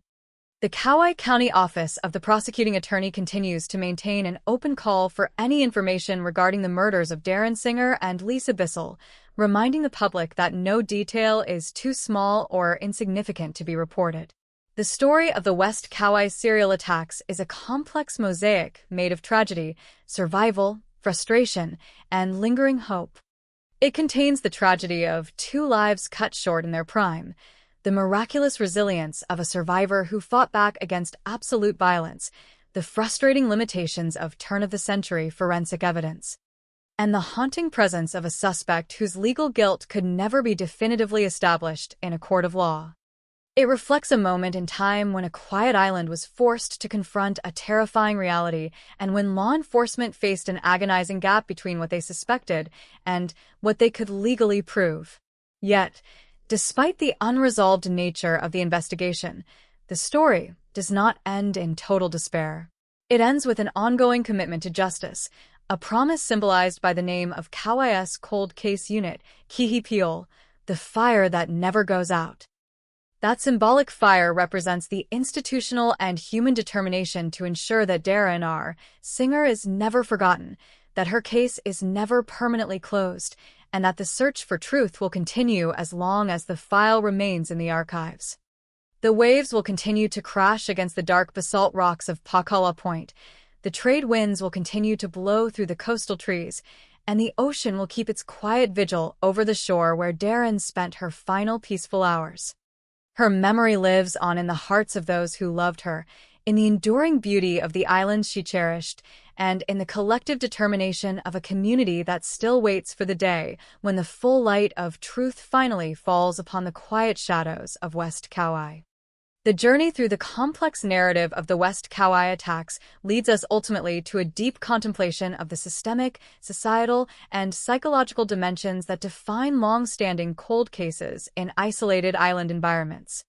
When an unsolved crime of this magnitude occurs on a mainland landmass, the geographic scope for investigation can expand endlessly across state lines, highway networks, and vast urban landscapes. But when a series of violent offenses unfolds on an island like Kauai, the emotional and psychological pressure on the local population operates within a compressed, inescapable sphere. On an island, the physical boundaries are defined entirely by the ocean, creating a profound sense that the perpetrator, the evidence, and the answers are all trapped together within a finite space. The realization that an unknown killer walked the same narrow coastal roads, shopped at the same local markets, and perhaps watched the same ocean swells as the victim's grieving friends creates a unique form of community trauma that lingers long after the police tape is removed from the crime scene.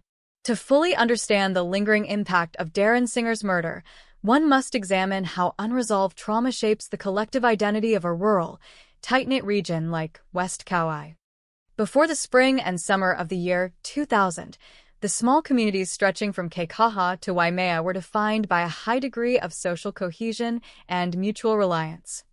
Doors were frequently left unlocked, children played unsupervised near the beach access paths, and strangers passing through were treated with warmth or casual curiosity.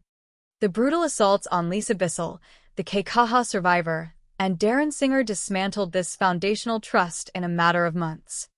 The realization that a predator could approach a woman under the guise of being a helpless, homeless individual asking for assistance, as occurred in the Keikaha incident, forced residents to reconsider their innate willingness to extend help to those in need. Generosity was replaced by suspicion, and the quiet freedom of island living became shadowed by a self-protective caution that permanently altered the social fabric of the western coast. This shift in community consciousness also highlights the profound vulnerability of outdoor enthusiasts, campers, and surfers who visit remote natural areas. Darren Singer was a woman who embodied a spirit of independence and reverence for the natural world. She did not view her solitary camping trips as dangerous because she viewed nature as a sacred, peaceful sanctuary. Her death at Pakala Point Beach starkly exposed the reality that isolated natural beauty can be co-opted by individuals with predatory intent. The geographic features that made Pakala Beach so appealing to Singer, the thick tropical foliage, the distance from major residential hubs, the gentle sound of the ocean masking surrounding noises, were the very same features that allowed her killer to approach undetected, execute a violent assault, and escape without raising immediate alarm. This tension between environmental appreciation and personal safety remains a central theme for anyone who chooses to explore the remote wilderness areas of Hawaii and beyond. From a criminological perspective, the West Kauai series presents a fascinating yet deeply disturbing case study in offender behavior and environmental criminology. The geographic concentration of the crimes along a single rural highway corridor suggests an offender who possessed intimate familiarity with the West Kauai landscape. The choice of locations, a remote ditch near Polihale State Park, a residential yard in Kekaha, and a secluded coastal campsite at Pakala Point, demonstrates a willingness to operate in varied settings while maintaining a consistent focus on isolated, vulnerable female targets. The progression of violence across the three incidents reveals a perpetrator driven by extreme hostility and sexual aggression, utilizing physical bludgeoning and sharp weapons to subdue and destroy his victims. The extreme severity of the physical trauma inflicted upon Darren Singer, particularly the localized violence directed at her face and neck, suggests a level of rage that went far beyond the functional control of a victim, pointing toward a deeply dangerous, impulsive, or sadistically motivated individual. The inability of the legal system to secure a conviction in this case also serves as a stark reminder of the delicate balance between public safety and the legal rights of suspects under the American justice system. The primary suspect, Waldorf Wally Wilson, represented a focal point of intense interest for law enforcement due to his previous criminal convictions for rape and kidnapping on Oahu and his physical presence on Kauai during the exact time frame of the attacks. Yet, when the forensic DNA analysis returned inconclusive, the prosecution was left without the definitive physical evidence required to move forward with capital charges. This outcome underscores the absolute primacy of physical evidence and scientific certainty in modern criminal proceedings. While circumstantial links and a suspect's past record may generate strong investigative suspicion, the law demands proof beyond a reasonable doubt to deprive a citizen of liberty. The system functioned according to its strict constitutional mandate, but that adherence to legal rigor left the community without closure and the victim's family without judicial justice. The ongoing preservation of Darren Singer's file within the Kihi-Peel Cold Case Unit reflects an institutional recognition that unsolved homicides cannot be treated as closed chapters. The establishment of dedicated cold case units within prosecuting offices and police departments across the country has changed how long unsolved crimes are managed. Rather than allowing files to languish in forgotten basement archives, modern cold case management involves periodic, systematic reviews of physical evidence using newly developed technologies. In the case of Darren Singer, the physical items collected from the Pakala Point crime scene remain preserved, waiting for the application of next-generation forensic tools. Advances in microsample extraction, touch DNA recovery, and computerized phenotyping mean that evidence previously deemed inconclusive or degraded can often yield crucial new genetic profiles when reanalyzed years later. The hope that modern science will eventually bridge the gap between suspicion and proof remains the driving force behind the continued maintenance of case number 2000 to 20,436. As we reflect on the entire scope of this tragic history, it is essential to return to the memory of the woman at its center. Darren R. Singer was far more than a victim in an unsolved murder mystery. She was a vibrant, 43-year-old woman who lived her life with passion, gentleness, and an unyielding connection to the ocean and earth. Her friends in Paia, Maui, remembered her as a creative, free-spirited soul who brought light and warmth into the lives of those around her. She loved searching for seashells, riding the ocean waves on her surfboard, and spending quiet moments meditating in the beauty of nature. Her decision to travel to Kauai and camp at Pakala Point was an expression of a life lived authentically and without fear.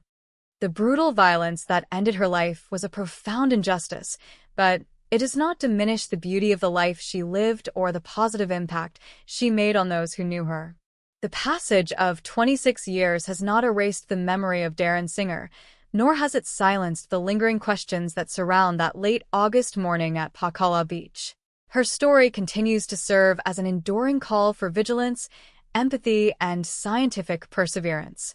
It reminds us of the fragile boundary between peace and danger, the deep human cost of unsolved violence, and the continuous obligation of society to seek truth and justice for those who can no longer speak for themselves.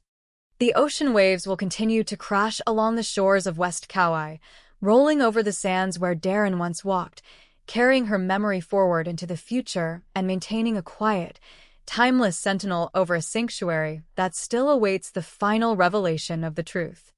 The ultimate significance of the Darren Singer investigation extends far beyond the geographic boundaries of Kauai, offering profound insights into the psychological dynamics of cold cases, the evolution of investigative methodology, and the enduring nature of human grief.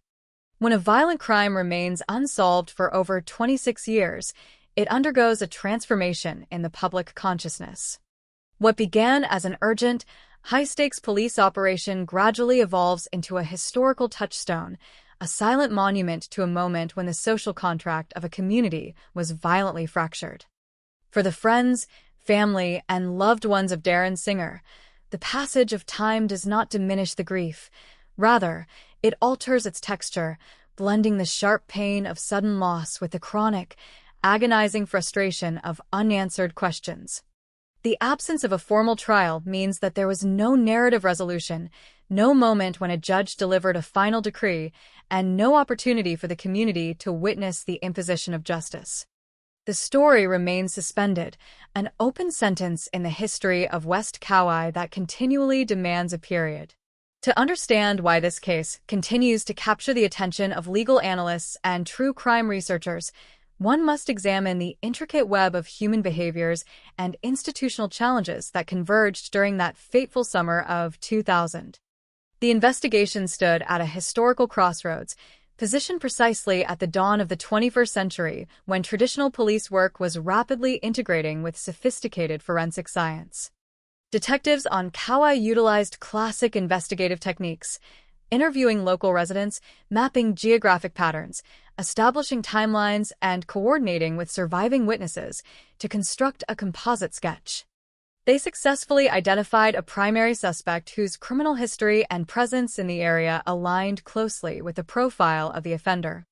Yet, the physical evidence gathered under environmental conditions of heat, humidity, and coastal exposure presented a barrier that the technology of the era could not overcome. This tension between high-quality detective work and the limitations of contemporary scientific tools is a defining feature of many cold cases from that era, serving as a reminder that investigative progress is often tethered to the technological capabilities of its time. The psychological footprint left by the West Kauai attacks on the island's culture also reveals important truths about how communities process fear and uncertainty. In the immediate aftermath of Singer's death, the quiet beaches and rural roads of the Western District were filled with an intangible tension. People who had spent their entire lives navigating the island with complete confidence found themselves looking over their shoulders, questioning the motives of strangers, and second-guessing routines that had previously felt entirely safe.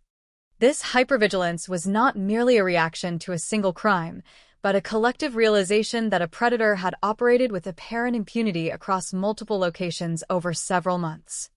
The sudden cessation of the attacks after August 30th, 2000, while bringing physical safety back to the region, added a layer of psychological complexity. The silence that followed was ambiguous. It offered no guarantee that the danger had permanently passed, leaving residents to wonder whether the killer had simply shifted his focus elsewhere or was still living quietly among them. The story of Darren Singer also highlights the critical importance of victim advocacy and centered storytelling in the documentation of cold cases. In many historical accounts of unsolved violence, the focus shifts almost entirely toward the perpetrator, his methods, his psychology, his identity, and his ability to evade law enforcement.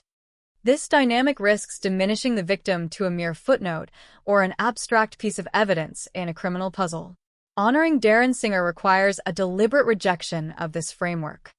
Darren was a vibrant, deeply compassionate woman whose life was rich with artistic, spiritual, and personal expression.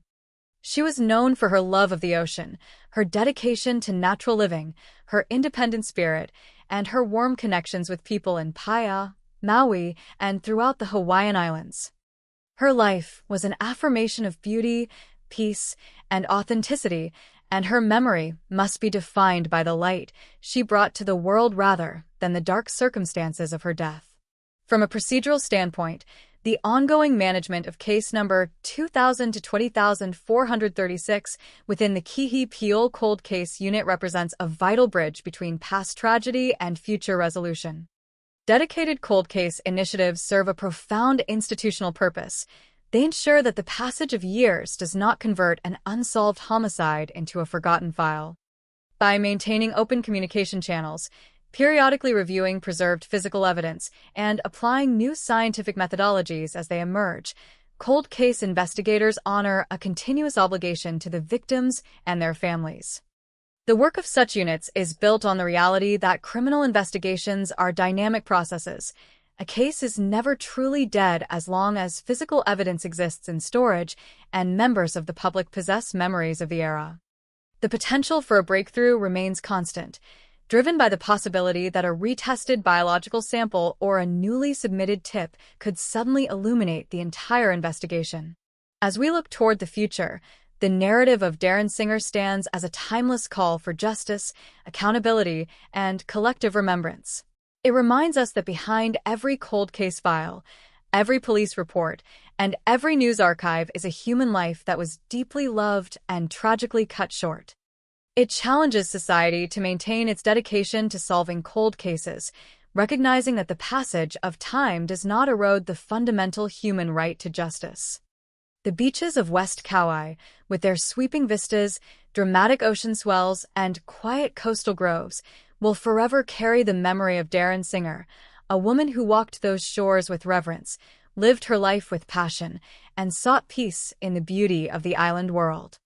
Her legacy endures in the hearts of those who loved her, in the ongoing efforts of those who seek the truth, and in the quiet, unyielding hope that one day, the complete story of what happened at Pakala Point Beach will finally be told. The final reflection upon the story of Darren Singer and the dark summer of 2000 in West Kauai leads us to an ultimate understanding of how truth, justice, and memory intersect over the long passage of time. When a narrative spans across decades without reaching a definitive courtroom conclusion, it leaves behind a profound vacuum that challenges our fundamental expectations of fairness and closure. We are conditioned by literature, media, and our own moral instincts to seek neat resolutions, moments where evidence is presented, guilt is established beyond a shadow of a doubt, and a judge's gavel signals the restoration of order. But the real world of violent crime investigation, particularly within the fragile ecosystem of an island community, frequently defies such structured endings.